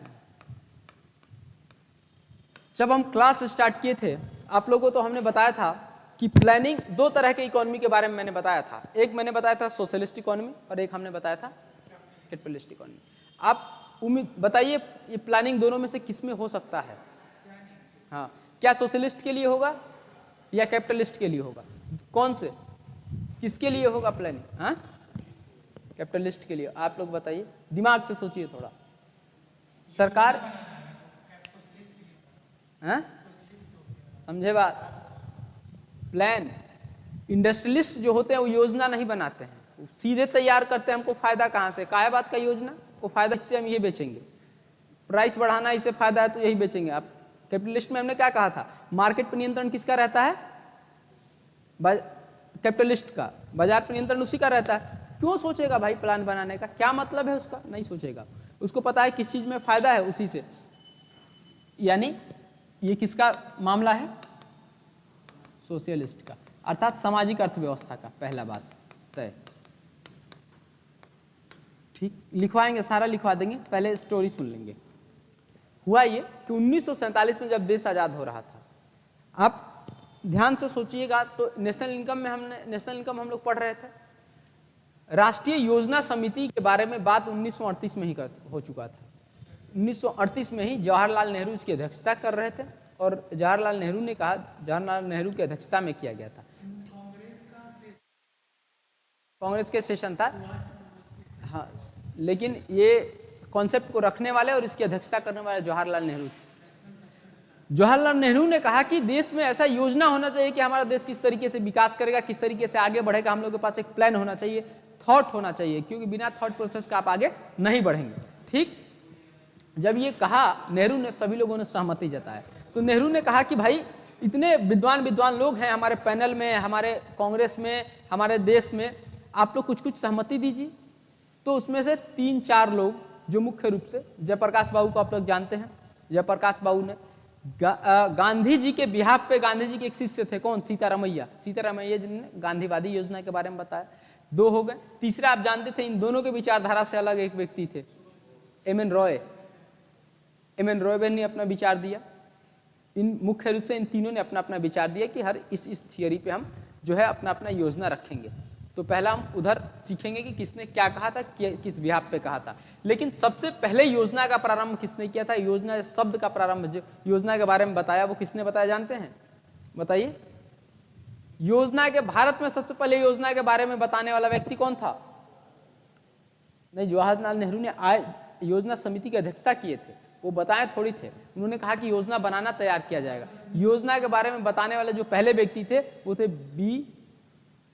विश्वेश्वरैया को जानते हैं आप लोग को? इंजीनियर्स डे, इंजीनियर भी थे, प्रथम इंजीनियर डे भी उनके जन्म दिवस पे मनाया जाता है। तो कहा जाता है भारत में योजना के पिता किसको कहते हैं हम लोग? विश्वेश्वरैया को। लिखना प्रारंभ करिए, पहले 2-3 पॉइंट जो इंपॉर्टेंट है वो लिखेंगे। योजना, प्लानिंग दे दीजिएगा, और ये इंपॉर्टेंट टॉपिक है। योजना सामाजिक अर्थव्यवस्था से प्रेरित है।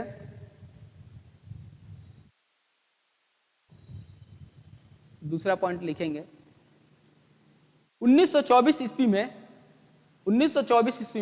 रसिया ने विश्व में सबसे पहले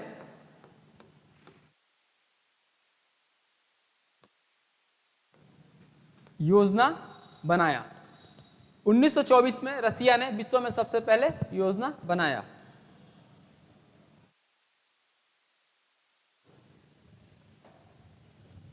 ठीक, अब आगे लिखिएगा एक और पॉइंट। अब संविधान पे बताइएगा, संविधान के कौन से अनुसूची में योजना को रखा गया होगा? दिमाग लगाइए थोड़ा, कौन से अनुसूची में योजना को रखा गया होगा? आपको हम पढ़ा रहे थे जब बजट, उसमें बजट में थे ना सभी लोग, बजट में हमने बताया था कि plan for state, plan for central, योजना ही तो है सेंट्रल और स्टेट के लिए, यानी कंकरेंट लिस्ट में, यानी दोनों का हिस्सा है। स्टेट भी अपने बजट में योजना बनाती है, बिहार में क्या क्या करना है, बिहार सरकार भी अपने बजट में बनाएगी, केंद्र सरकार भी बनाएगी कि बिहार में हमें क्या क्या करना है। तो ये किसका हिस्सा हो जाएगा? योजना भारतीय संविधान के समवर्ती सूची का हिस्सा है, भारतीय संविधान के समवर्ती सूची का हिस्सा है। यानी planning is the part of concurrent list of Indian constitution.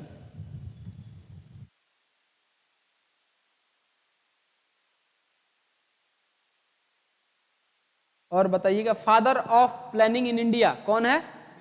लिखिए, फादर ऑफ, नहीं नेहरू नहीं, नेहरू योजना समिति के अध्यक्ष थे, लेकिन योजना के बारे में बताने वाले पहले व्यक्ति थे एम विश्वेश्वरैया, है ना। लिखिए, योजना के, भारत में योजना के पिता एम विश्वेश्वरैया जी को कहते हैं। अब एम विश्वेश्वरैया जी के बारे में और बताइए, इनके जन्मदिन, किस दिन जन्मदिन है? 15 सितंबर, ब्रैकेट में लिखिए, क्वेश्चन पूछ सकता है, एग्जाम के आसपास पढ़ रहा है। 15 सितंबर, और इस दिन मनाते हैं इंजीनियर्स डे, इस दिन इंजीनियर्स डे मनाते हैं। एग्जाम के आसपास का डेट है, पूछ सकता है। 30 सितंबर को एग्जाम है तो हो सकता है आ जाए। ठीक, चलिए आगे। और एक क्वेश्चन और एक पॉइंट लिख लीजिए, हो सकता है ये भी आ जाए। भारत में सबसे पहले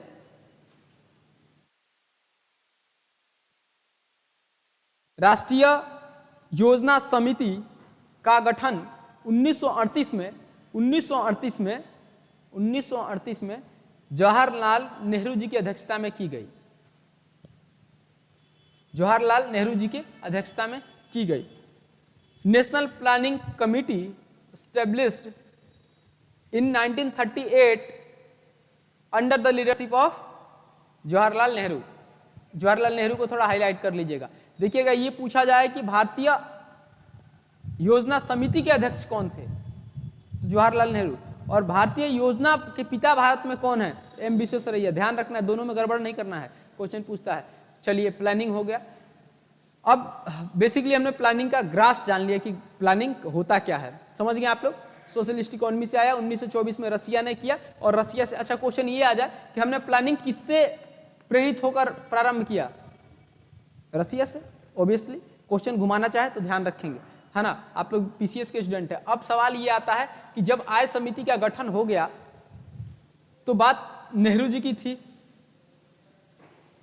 और नेहरू जी को ये बात पता था कि जिम्मेदारी की। अच्छा, एक पॉइंट और दिमाग पे आ गया, ये बताइएगा कि राष्ट्रीय आय समिति जो पहला एम विश्वेश्वरैया ने प्लानिंग के बारे में, योजना के बारे में बताया था, तो कितने साल की योजना के बारे में बताया था, लिख लीजिए एक पॉइंट देके। 10 साल की योजना के बारे में, 10 साल की योजना के बारे में। ये एम विश्वेश्वरैया का प्लान था। कैसे, कितने साल का, 10 वर्षीय योजना, लिख लीजिएगा ब्रैकेट में वहीं पे। और अगला क्यों पूछेगा ये बताएंगे हमने क्यों लिखवाया ये। अगला योजना के बारे में हम बात कर रहे थे। तो 1947 में देश आजाद हुआ, तो आप लोग सुने होंगे कि 48 में ये जिम्मेदारी किसकी थी कि देश का ग्रोथ आगे हो, प्रधानमंत्री का। नेहरू प्रधानमंत्री थे, और नेहरू देखिए ओबियसली ये भी बात है कि नेहरू थे समझदार, इसमें कोई डाउट नहीं है।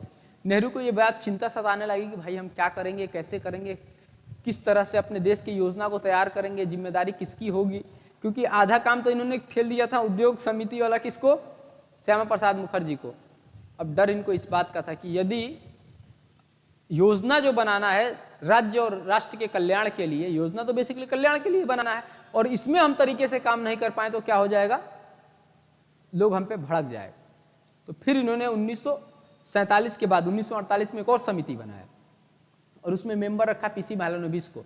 और पीसी महालनोबिस को ये जिम्मेदारी दी गई कि तुम ऐसा करो, जितने विद्वानों ने योजनाएं, जैसे 1938 में जब योजना समिति बन गया तो नेहरू बोले थे, कांग्रेस के सेशन में ही ये तय हुआ था, तो नेहरू बोले थे कि जितने विद्वान कोशिश करेंगे कि वो लोग अपना अपना विचार योजना के बारे में भारत के परिप्रेक्ष्य में बताएं कि किस तरीके का योजना भारत में लगाएं ताकि भारत उन्नति की तरफ आगे बढ़े। तो खासतौर पे 4 लोग गांधीवादी विचारधारा पे किसने बनाया, सीतारमैया जी ने। आपको पता है सीतारमैया जो थे वो क्या थे, गांधी के डिसिपल थे, उनके प्रतिपालक थे, उनके चेला थे, ऐसे कह सकते हैं। दूसरा एम.एन. रॉय। एम.एन. रॉय अलग विचारधारा से प्रेरित थे। कौन से विचारधारा से, साम्यवाद से। तो साम्यवाद पर आधारित इन्होंने बनाया। जयप्रकाश नारायण की अलग ही तरीका चलता था। वो संविधान के बारे में जब बात करते थे वो कहते थे सुनो, संविधान यदि बन गया तो एक लाइन संविधान से ऊपर नहीं, एक लाइन संविधान से नीचे नहीं। कंप्लीट डेमोक्रेसी की पॉलिसी कौन करता था, ये जयप्रकाश बाबू हमेशा कहते थे कंप्लीट डेमोक्रेसी। देख लीजिएगा जब जेपी आंदोलन हुआ तो किस बिहाफ पे हुआ, संविधान को छेड़ा गया तब, नहीं तो जयप्रकाश बाबू इस बात से नहीं करते वो। लेकिन जयप्रकाश बाबू की जो फिलॉसफी थी वो क्या कहते थे, कंप्लीट डेमोक्रेसी। जब डेमोक्रेसी बना दी गई है, लोकतंत्र बना दिया गया है कि जनता का ही, लोकतंत्र में जनता ही मालिक है, फिर आप अपने तरीके से 1 साल कैसे बढ़ा लेती हैं, तब जाके जयप्रकाश बाबू खिलाफत किए थे। तो जयप्रकाश बाबू ने किस बिहाफ पे बनाया, कंप्लीट डेमोक्रेसी के बिहाफ पे। 3, चौथा एक और प्लान जुड़ जाता है जो गांधीवादी प्लान है, इसी को न्यू गांधीयन प्लान करके जो एपीजे अब्दुल कलाम थे 2003 में, उन्होंने इसको थोड़ा और मतलब डिग्निफाइड कर दिया। तो इस चौथा प्लान, इन चारों प्लान के बारे में थोड़ा थोड़ा जानेंगे क्योंकि ये आपके प्री में भी आ सकता है और मेंस में भी आ सकता है। हाँ, तो पहला कौन कौन सा प्लान है लिखिएगा, 4 प्लान, 4 प्लानों के बारे में लिखिएगा। टाइप्स ऑफ प्लान लिख लीजिएगा, types of plan.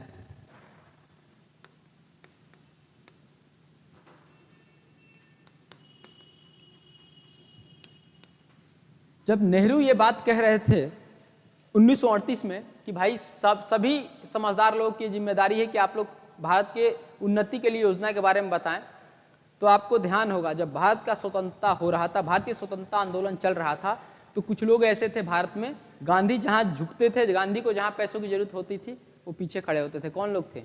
Tata, Birla. भूलना नहीं चाहिए। क्यों टाटा का भारत ये देश करता है?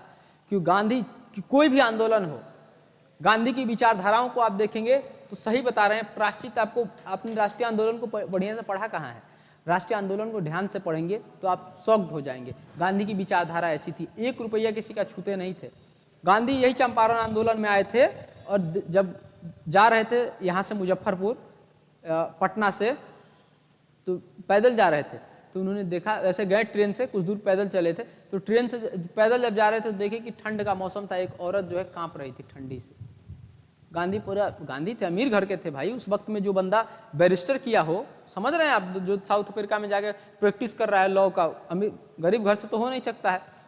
वो व्यक्ति जब देखा कि यहाँ एक महिला कांप रही है तो अपना सारा कपड़ा निकाल के फेंक दिए वहीं पे और बोले कि गांधी अब एक वस्त्र पे रहेगा। जब तक इस देश का हर एक नागरिक के पास कपड़ा नहीं होगा तब तक गांधी कोई दूसरा कपड़ा नहीं पहनेगा। और देखेंगे कि चंपारण आंदोलन के बाद गांधी का हर जगह फोटो एक धोती पे दिखेगा। देखे हैं फोटो क्यों एक धोती पे आता है? इसके पीछे फिलॉसफी। 1934 में नहीं, आश्रम में धोती पहनेंगे, उन्होंने आश्रम में किया था, लेकिन कांग्रेस सेशन में वो धोती पहनना प्रारंभ किए थे। वो वहां कॉन्सेप्ट जो था वो कुटीर उद्योग की बात कर रहे थे कि हम धोती इसलिए पहन रहे हैं कि हमारा जो है देश का ही बनाया हुआ बात, वो 1934 वाला अलग बात है। उस वक्त संविधान सभा की भी मांग करती थी, लेकिन बेसिकली वो धोती थोड़ी पहनते थे। अब ठंडी था तो एक धोती से बांधियो लेते थे। उनका वहां कॉन्सेप्ट ये था कि हम धोती पहनेंगे मतलब विदेशी कपड़ा नहीं पहनेंगे, विदेशी कपड़ों का बहिष्कार किया था। लेकिन एक कपड़ा पहनने की बात आप उस वक्त देखिएगा तो दो तीन धोतियों में दिख जाएंगे, एक धोती पहने हैं, एक धोती ढके हैं। लेकिन जब आप 1917 के बाद 1934 बाद में, 1934 तो बाद में हुआ है धोती पहनने की बात, वो तो एक कपड़ा पहनते ही थे। 1917 के बाद आप देखिएगा तो हमेशा वो एक ही कपड़ा में दिख रहे हैं। अर्थात उनका कहने का मतलब कॉन्सेप्ट तो कुटीर उद्योग का अभी हम पढ़ेंगे भी, अभी गांधीवादी जो फिलॉसफी पढ़ेंगे उसमें बताएंगे। लेकिन बेसिकली उन्होंने 1917 के चंपारण आंदोलन में ये कहा कि यदि देश का कोई एक नागरिक जो है, एक नागरिक तड़प रहा है ठंड से, तो गांधी भी उस ठंड से तड़पेगा। तो 1917 के बाद आप नहीं देखेंगे। 1934 में उन्होंने ये कहा कि हम विदेशी कपड़ा नहीं पहनेंगे।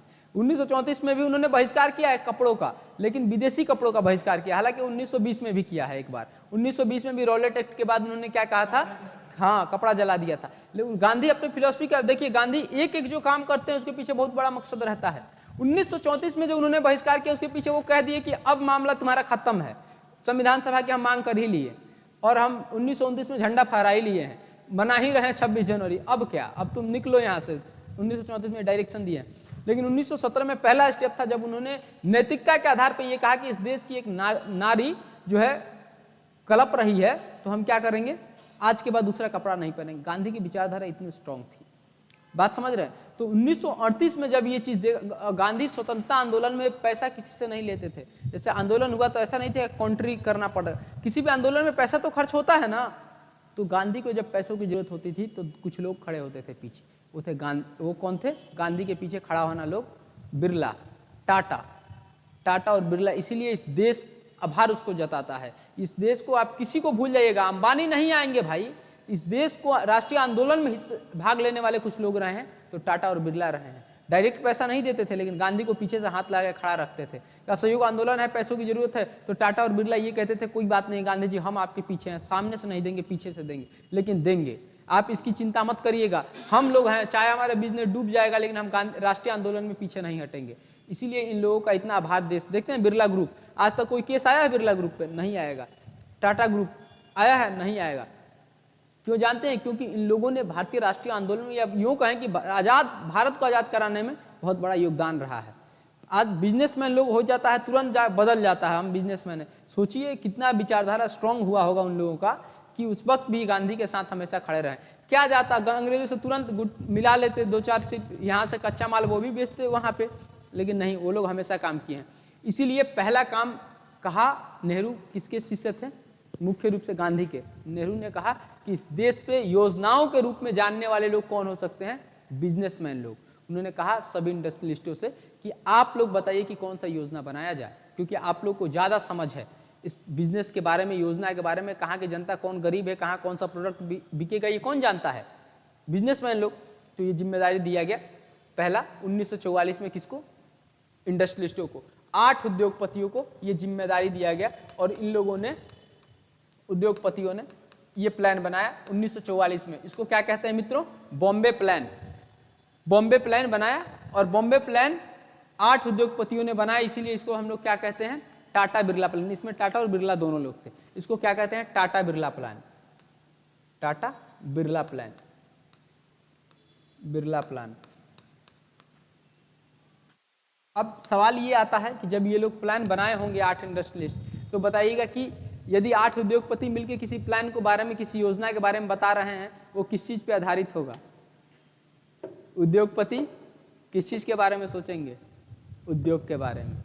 और उद्योग के बारे में सोचेंगे तो कौन सी अर्थव्यवस्था उद्योग के लिए ठीक होती है, पूंजीवादी अर्थव्यवस्था। तो ये प्लान कौन सी अर्थव्यवस्था पे था, पूंजीवादी अर्थव्यवस्था पे। लिखिए इसके बारे में 2-4 लाइन। बॉम्बे प्लान 8 उद्योगपतियों द्वारा बनाया गया था। 1944 तो लिख ही लीजिएगा,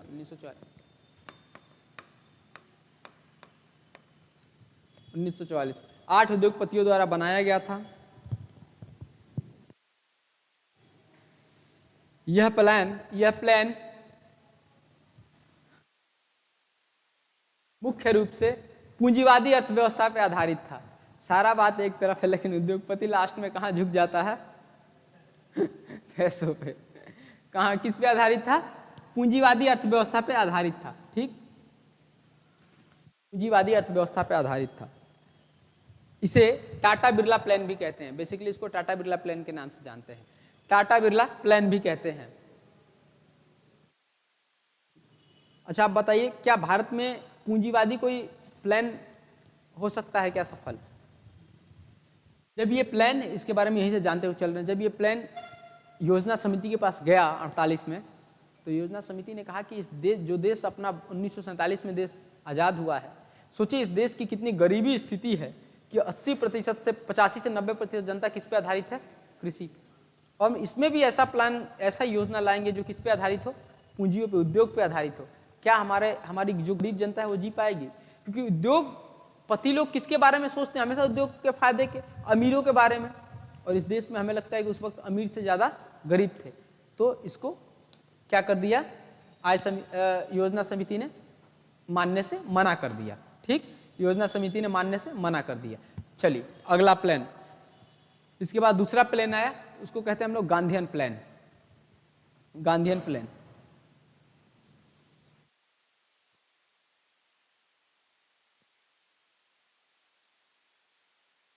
दूसरा प्लान जिसको हम लोग कहते हैं गांधीयन प्लान।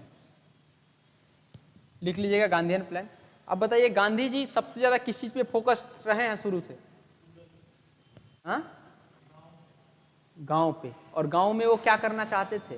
गांधी हमेशा कहते थे कि गांधी की विचारधारा बड़ा शार्प और बहुत ही समझदारी की रही है। गांधी हमेशा कहते थे यदि तुम बड़े बड़े उद्योगों के बारे में, और आपको बता दें जिस गांधीयन प्लान की हम अभी बात कर रहे हैं, वर्ल्ड में चाइना इसी प्लान को फॉलो करके आज सबसे आगे है। गांधी कहते थे तुम बड़े उद्योगपतियों पे आधारित रहोगे तो तुम्हें कौन नचाएगा? उद्योगपति नचाएंगे, सैलरी नहीं देंगे। और बेसिकली अहमदाबाद में मिल मजदूर वाला केस आप देखे थे, सैलरी के लिए तो लड़ाई हुआ था, 35% पे जाके कॉम्प्रोमाइज हुआ। ध्यान दिए होंगे आप, यदि 50 क्या 100% बोनस की बात थी और बाद में 50 पे आए और 50 के बाद ये लोग 35 में आए। सोचिए, वो लोग बोले थे बेसिकली कि हम 100% 1 महीने का 2 महीने का पैसा देंगे, आप लोग गांव मत जाओ गरीब मजदूरों को। और वो कितना पे कॉम्प्रोमाइज किए? 35% पे। गांधी बहुत दूर तक दूरदृष्टा व्यक्ति थे, उनकी विचारधारा बहुत दूर तक सोचते थे। गांधी कहते थे अब इन कमीनों पे तुम लोग निर्भर मत रहो, उद्योगपति हमेशा अपने फायदे के लिए काम करते हैं, तुम किस पे निर्भर रहो? अपने उद्योग पे, कुटीर उद्योग पे, कृषि पे नहीं। कृषि से कैसे पूरे देश को कृषि पे चला थोड़ी पाइएगा। तो गांधी ने कहा छोटे छोटे उद्योग लगाओ, अपने घर में लगाओ, क्योंकि मालिक इसके तुम रहोगे, डर थोड़ी है तुमको, तुम बनाओगे, तुम बाजार में उतारोगे, तुमको टेंशन नहीं रहेगा। कुटीर उद्योग की बात कौन करता था? गांधी करते थे। और ध्यान दीजिएगा चाइना की तरफ, चाइना कौन सी पॉलिसी अपनाता है? कुटीर उद्योग की पॉलिसी। मोबाइल की फैक्ट्री हर घर में मिल जाएगी चाइना की। आज देख लीजिए चाइना वर्ल्ड में आगे, हम उसको फॉलो नहीं कर पा रहे हैं क्योंकि हमारा स्किल एजुकेशन उस तरह का नहीं है। और चाइना में ऐसा एजुकेशन नहीं दिया जाता है। बात समझ गए? इसी को फॉलो करके, इसी गांधीवादी योजना को अब वर्ल्ड में देख रहे हैं कौन फॉलो करता है गांधीवादी योजना को? चाइना। हम नहीं फॉलो कर रहे हैं, चाइना फॉलो कर रहे हैं। खैर चलिए अब देखेंगे गांधीवादी योजना, 2-4 लाइन जो इंपॉर्टेंट है वो लिखेंगे। गांधीवादी योजना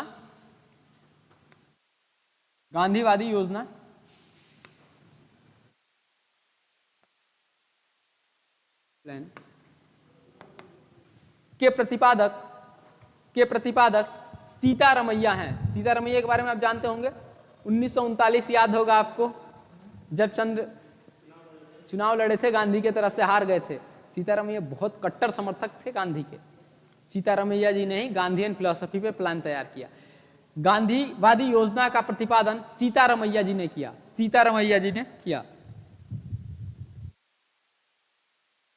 कब किया था भाई? 1944 में। ये भी प्लान 1944 में आया।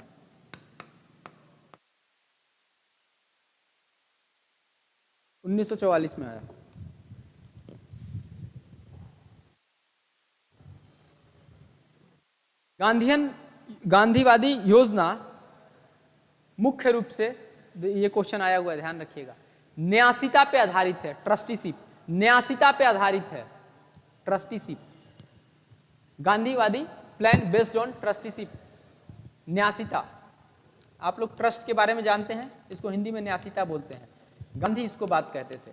न्यासिता का बेसिकली मतलब क्या होता है? क्वेश्चन ही आया हुआ है कि गांधीवादी प्लान, बीपीएससी का क्वेश्चन है, निम्न में से किस फिलॉसफी पे आधारित है, किस दर्शन पे आधारित है? न्यासिता पे। जानते हैं क्या न्यासिता का मतलब? ये होता है कि यदि आप 1000 रुपये कमा लिए तो ये 1000 रुपया में आपकी जरूरत की चीज कितनी है? मान लीजिए 100 रुपया, तो बाकी 900 रुपया आप क्या कर दीजिए? लोगों के न्याय के लिए रख दीजिए। यानी इसके मालिक आप नहीं है, कौन है? जनता हो जाएगी। न्यासिता में यही होता है, ट्रस्टीशिप। जैसे आप मर गए, मतलब जैसे हम हैं, हमारा प्रॉपर्टी है 100 करोड़ रुपये, हम मरे तो हम अपने बेटों के नाम पे नहीं करके जाएंगे, क्या कर देंगे? एक ट्रस्ट बना देंगे गरीबों के नाम से। इसका जहाँ गरीबों को दिक्कत होगा वही लोग, वो गरीबों को वो पैसा दिया जाएगा। तो गांधी वही बात कहते थे कि मालिक तुम मत बनो, मालिक उन गरीब गुरबों को बना दो जिनको जरूरत है। समझ गए? तो गांधी की फिलॉसफी न्यासिता पे आधारित थी। एक पॉइंट और लिखेंगे, गांधी अपने नीतियों में हमेशा कुटीर उद्योग, स्मॉल इंडस्ट्री, इंग्लिश वाले लोग लिख लेंगे, कुटीर उद्योग की बात करते हैं।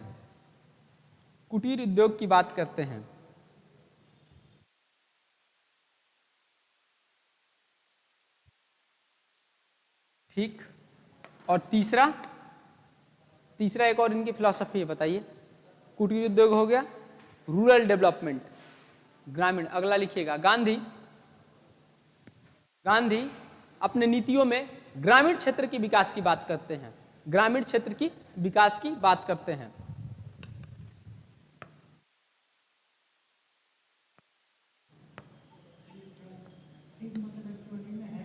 न्यासिता, ट्रस्ट नहीं जानते हैं आप लोग? जैसे मालिक आप नहीं हैं, आपके कमाए हुए पैसे के भी मालिक आप नहीं हैं, आप सिर्फ जरूरत का हिस्सा।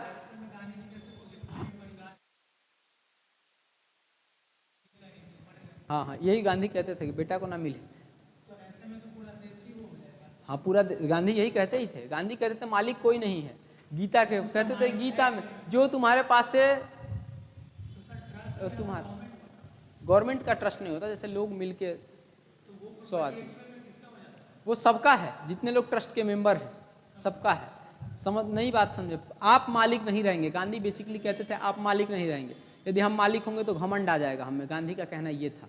गांधी की नीतियाँ ये कहती थी कि हमारे पास पैसा आएगा तो हम घमंड हो जाएंगे। यानी पैसा है, लेकिन ये पैसा किसका है? सिर्फ हमारा नहीं है, बल्कि इन सब का है। 100 जो गरीब लोग हैं, इन सब गरीबों का भी उसमें हिस्सा है। बेशक हमारा कमाया हुआ पैसा है, लेकिन किसका है? मालिक हम नहीं है, हमारे साथ साथ ये गरीब भी हैं। बात समझ गए? गांधी का कहना यह था कि ह्यूमन टेंडेंसी है कि यदि आपके पास ज़्यादा पैसा होगा तो आप क्या हो जाएंगे? घमंड, मतलब एरोगेंस आपके अंदर आ जाएगा। तो गांधी बेसिकली इसका विरोध करते हैं। ठीक, 3 स्कीम्स आते हैं, तीनों को ऐसे याद कर लीजिएगा, लिख लीजिएगा। रूरल डेवलपमेंट, ट्रस्टीशिप है ना, और तीसरा क्या है? ट्रस्टीशिप हो गया, स्मॉल इंडस्ट्री। गांधी बेसिकली इसी पे बात करते हैं, इंडस्ट्री। ये 3 है। बेसिकली क्वेश्चन आता है हमेशा इन तीनों में से किसी एक को दे देगा और पूछेगा निम्न में से कौन सा गांधीयन नीति का हिस्सा है, तो ध्यान रखेंगे।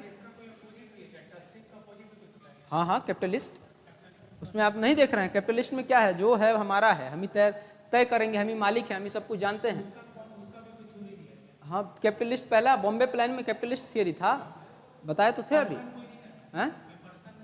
पर्सन नहीं, 8 उद्योगपति थे, पर्सन एक नहीं थे, 8 बड़े बड़े जो उद्योगपति थे, उन लोगों ने मिलकर, इसीलिए इसको बोलते हैं टाटा बिरला प्लान। ठीक, बेसिकली गांधीयन प्लान इस पे बेस्ड था। अब इसको हुआ क्या कि ऐसा प्लान लाया जाएगा तो क्या भारत में चलेगा क्या, तो नहीं, ऐसा नहीं कह सकते। तो बात जब ये पहुंचा, इस प्लान के बारे में समीक्षा किया किसने, योजना समिति ने, तो योजना समिति ने कहा कि बहुत बड़े बड़े विद्वानों, बहुत बड़े बड़े उद्योगपतियों ने हमारे यहाँ हमारे राष्ट्रीय आंदोलन में हिस्सा लिए हैं, यदि इस प्लान को हम एग्जीक्यूट करेंगे तो कौन लोग नाराज हो जाएगा, टाटा बिरला और बड़े बड़े उद्योगपति जिन्होंने हमारे राष्ट्रीय आंदोलन में इतना बड़ा अहम भूमिका निभाया है। तो इस प्लान को भी हम लोगों ने क्या किया, खत्म कर दिया। लेकिन इस प्लान से क्वेश्चन इसलिए आता है कि जब एपीजे अब्दुल कलाम राष्ट्रपति बने थे 2003 में, दोबारा इस नीति को लेके आए और इस नीति का नाम एपीजे अब्दुल कलाम ने रखा न्यू गांधीयन प्लान, है ना, new Gandhian plan, new Gandhian plan.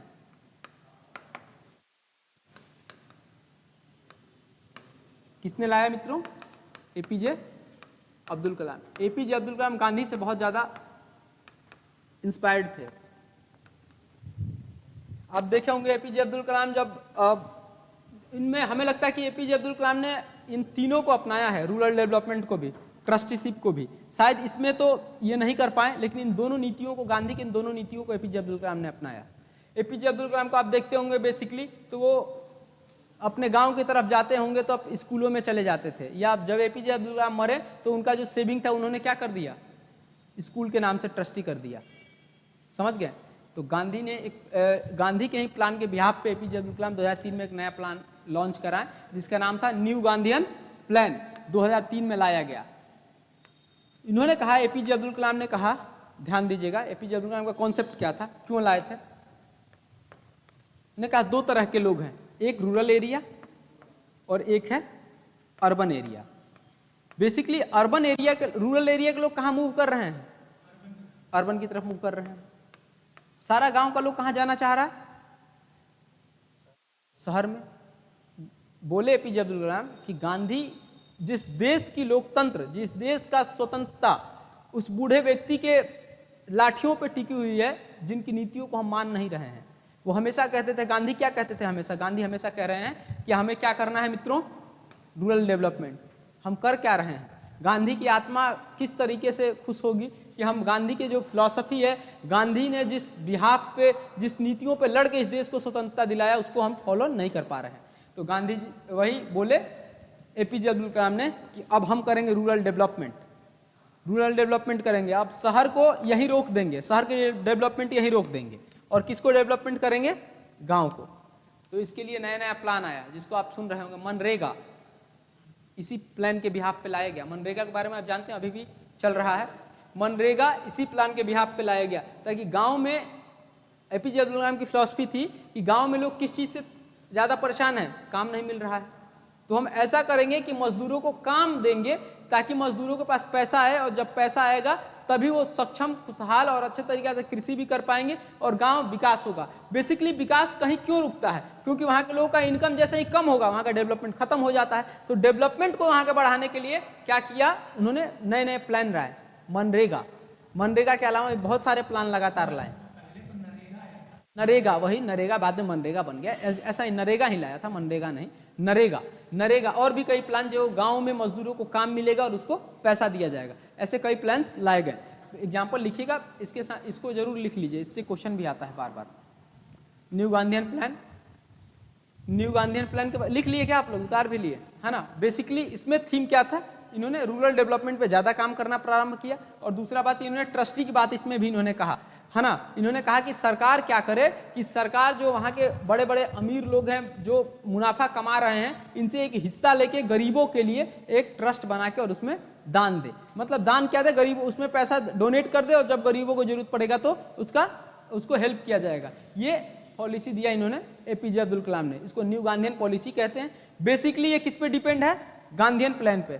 ठीक, कुछ दिन तक ये फॉलो भी हुआ, आगे कई प्लान्स इसके बारे में, नरेगा लॉन्च हुआ और भी कई स्कीम्स लॉन्च हुए हैं लगातार, जिसको फॉलो आज भी सरकार कर रही है। आप देख रहे हैं सरकार सब बजट में इतना नौटंकी हो जाता है, नरेगा पे कोई बोलता है?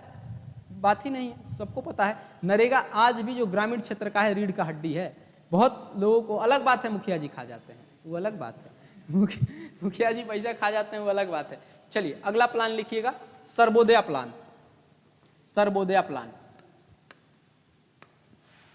सर्वो भवन्तः सुखिनः, सुने हैं ना, उसी पे है। सर्वोदय का मतलब क्या होता है? सबका उदय हो, यही होता है ना सर्वोदय का मतलब। सर्वोदय प्लान बेसिकली किसने दिया था? जयप्रकाश बाबू ने। हाँ भाई, जयप्रकाश नारायण, लिख लीजिएगा।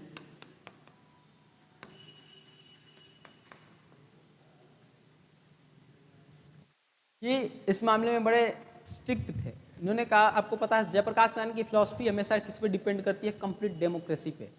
जयप्रकाश नारायण की किसी भी नीति को देखेंगे तो पूर्ण लोकतंत्र पे बात करते हैं। ये कहते हैं कोई लोकतंत्र में मजाक नहीं, लोकतंत्र है तो लोकतंत्र है, अर्थात मालिक कौन है? जनता है ना। तो आप देखिएगा कि जब इंदिरा चाची अपना सेशन एक बार बढ़ाई, तुरंत उसके अपोज में खड़ा हो गए। तो ये पूरी कंप्लीट डेमोक्रेसी पे बात करते हैं। इन्होंने कहा जब डेमोक्रेसी है तो यहाँ दो स्टेज के लोग कैसे रहते हैं भाई, गरीब और अमीर।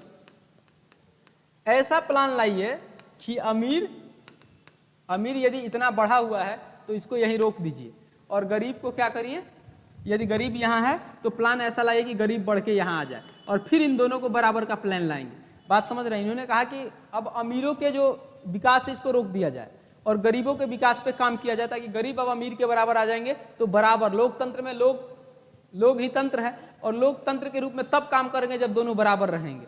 तो ये बिल्कुल मतलब अपोज कर रहे हैं। इसको लिख लेंगे, 2-3 लाइन इसके बारे में लिख लेंगे। जयप्रकाश नारायण मुख्य तौर पे पूर्ण लोकतंत्र की नीतियों पे विश्वास करते थे, मुख्य तौर पे पूर्ण लोकतंत्र की नीतियों पे विश्वास करते थे। ये उद्योगपतियों के मदद के बजाय ग्रामीण क्षेत्र के गरीबों की उत्थान की बात करते थे। ये प्लान कब दिया गया? 1950 में आया था बेसिकली ये प्लान, 1950 में। ठीक, लगभग आप देख रहे होंगे कि जो 3 लोग हैं, 3 मुख्य रूप से वो जो लोग थे 1938 के राष्ट्रीय योजना समिति में, इन लोगों ने अपना प्लान रख दिया। ये तीनों विद्वान लोग थे। एक व्यक्ति बच गया, कौन? जिसकी फिलॉसफी सबसे अलग है, एम.एन. रॉय। एम.एन. रॉय का एक प्लान था। एम.एन. रॉय किस चीज पे आधारित थे मित्रों? नहीं, ये किस चीज पे आधारित थे? 1934 में तो उन्होंने संविधान सभा की मांग की थी। 1924 में कहा जाता है कि एम.एन. रॉय मिलने चले गए थे किससे? हिटलर से, सॉरी हिटलर कर रहे हैं से, क्या नाम है जर्मनी वाला, नेपोलियन बोनापार्ट से, इससे मिलने चले गए थे। और बेसिकली नेपोलियन बोनापार्ट की जो फिलॉसफी है, नेपोलियन बोनापार्ट क्या कहता है? नेपोलियन बोनापार्ट बड़ा स्ट्रिक्ट है, हमेशा कहता है। नेपोलियन बोनापार्ट की फिलॉसफी देखिएगा तो मार्क्सिज्म, आप जब वर्ल्ड हिस्ट्री पढ़ेंगे तो नेपोलियन बोनापार्ट की फिलॉसफी क्या है, वो एक ही बात कहता है समाज में कोई एक्स्ट्रा है ही नहीं, सब लोग बराबर हैं। जो ज़्यादा है उनसे छीन के गरीब को दे दो, बराबर कर दो। समाज में 2 स्तर ही नहीं है, कुछ एक्स्ट्रा ऑर्डिनरी नहीं होता है, सब बराबर होते हैं। और जो बराबर नहीं है उसको बराबर कर दो, जो ज़्यादा पैसा वाला है उसका छीन के गरीब को दे दो, बराबर हो जाएगा।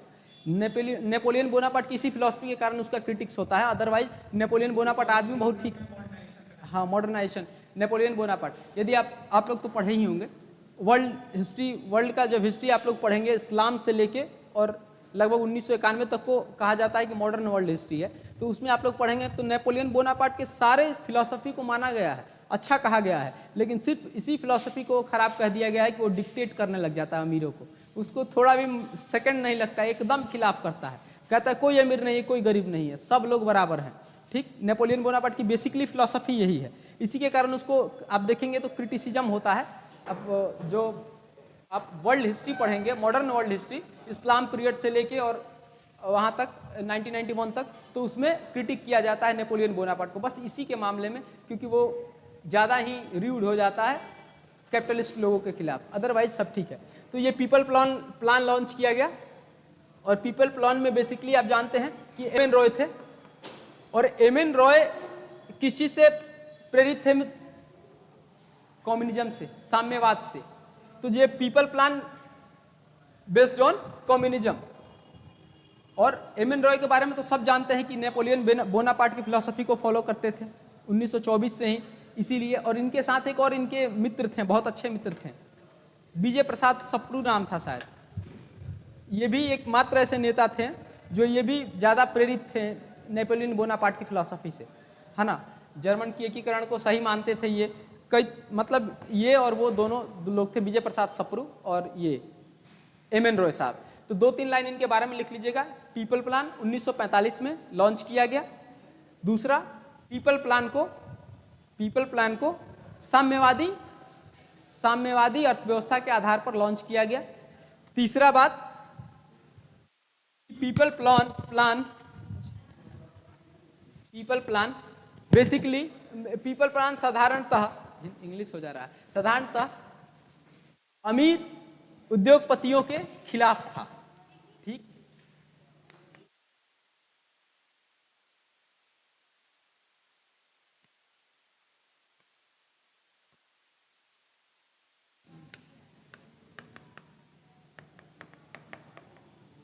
चौथा था सर्वोदय प्लान, यही था ना। जब 1938 में जो समिति बनी हुई थी, कौन सी? 19 योजना समिति। जब इन समितियों के पास ये चारों प्लान गए, समिति ने क्या किया? चारों को रिजेक्ट किया, और चारों को रिजेक्ट करके चारों में जो जो थोड़ा थोड़ा ऑथेंटिक चीजें थी, इन सबको निकाल के एक नया प्लान बनाया, जिसको हम लोग क्या कहते हैं? 5 ईयर्स प्लान, है ना, ठीक। और 5 ईयर्स प्लान अब एग्जीक्यूट किया जा रहा था 2015 तक। 2015 के बाद हम लोग 15 ईयर्स प्लान एग्जीक्यूट कर रहे हैं। तो हम लोग इस पे बात करेंगे कल, आज यहीं तक, ठीक। ये आज 5 ईयर्स प्लान वाला हम PDF भिजवा देंगे आप लोग के ग्रुप में।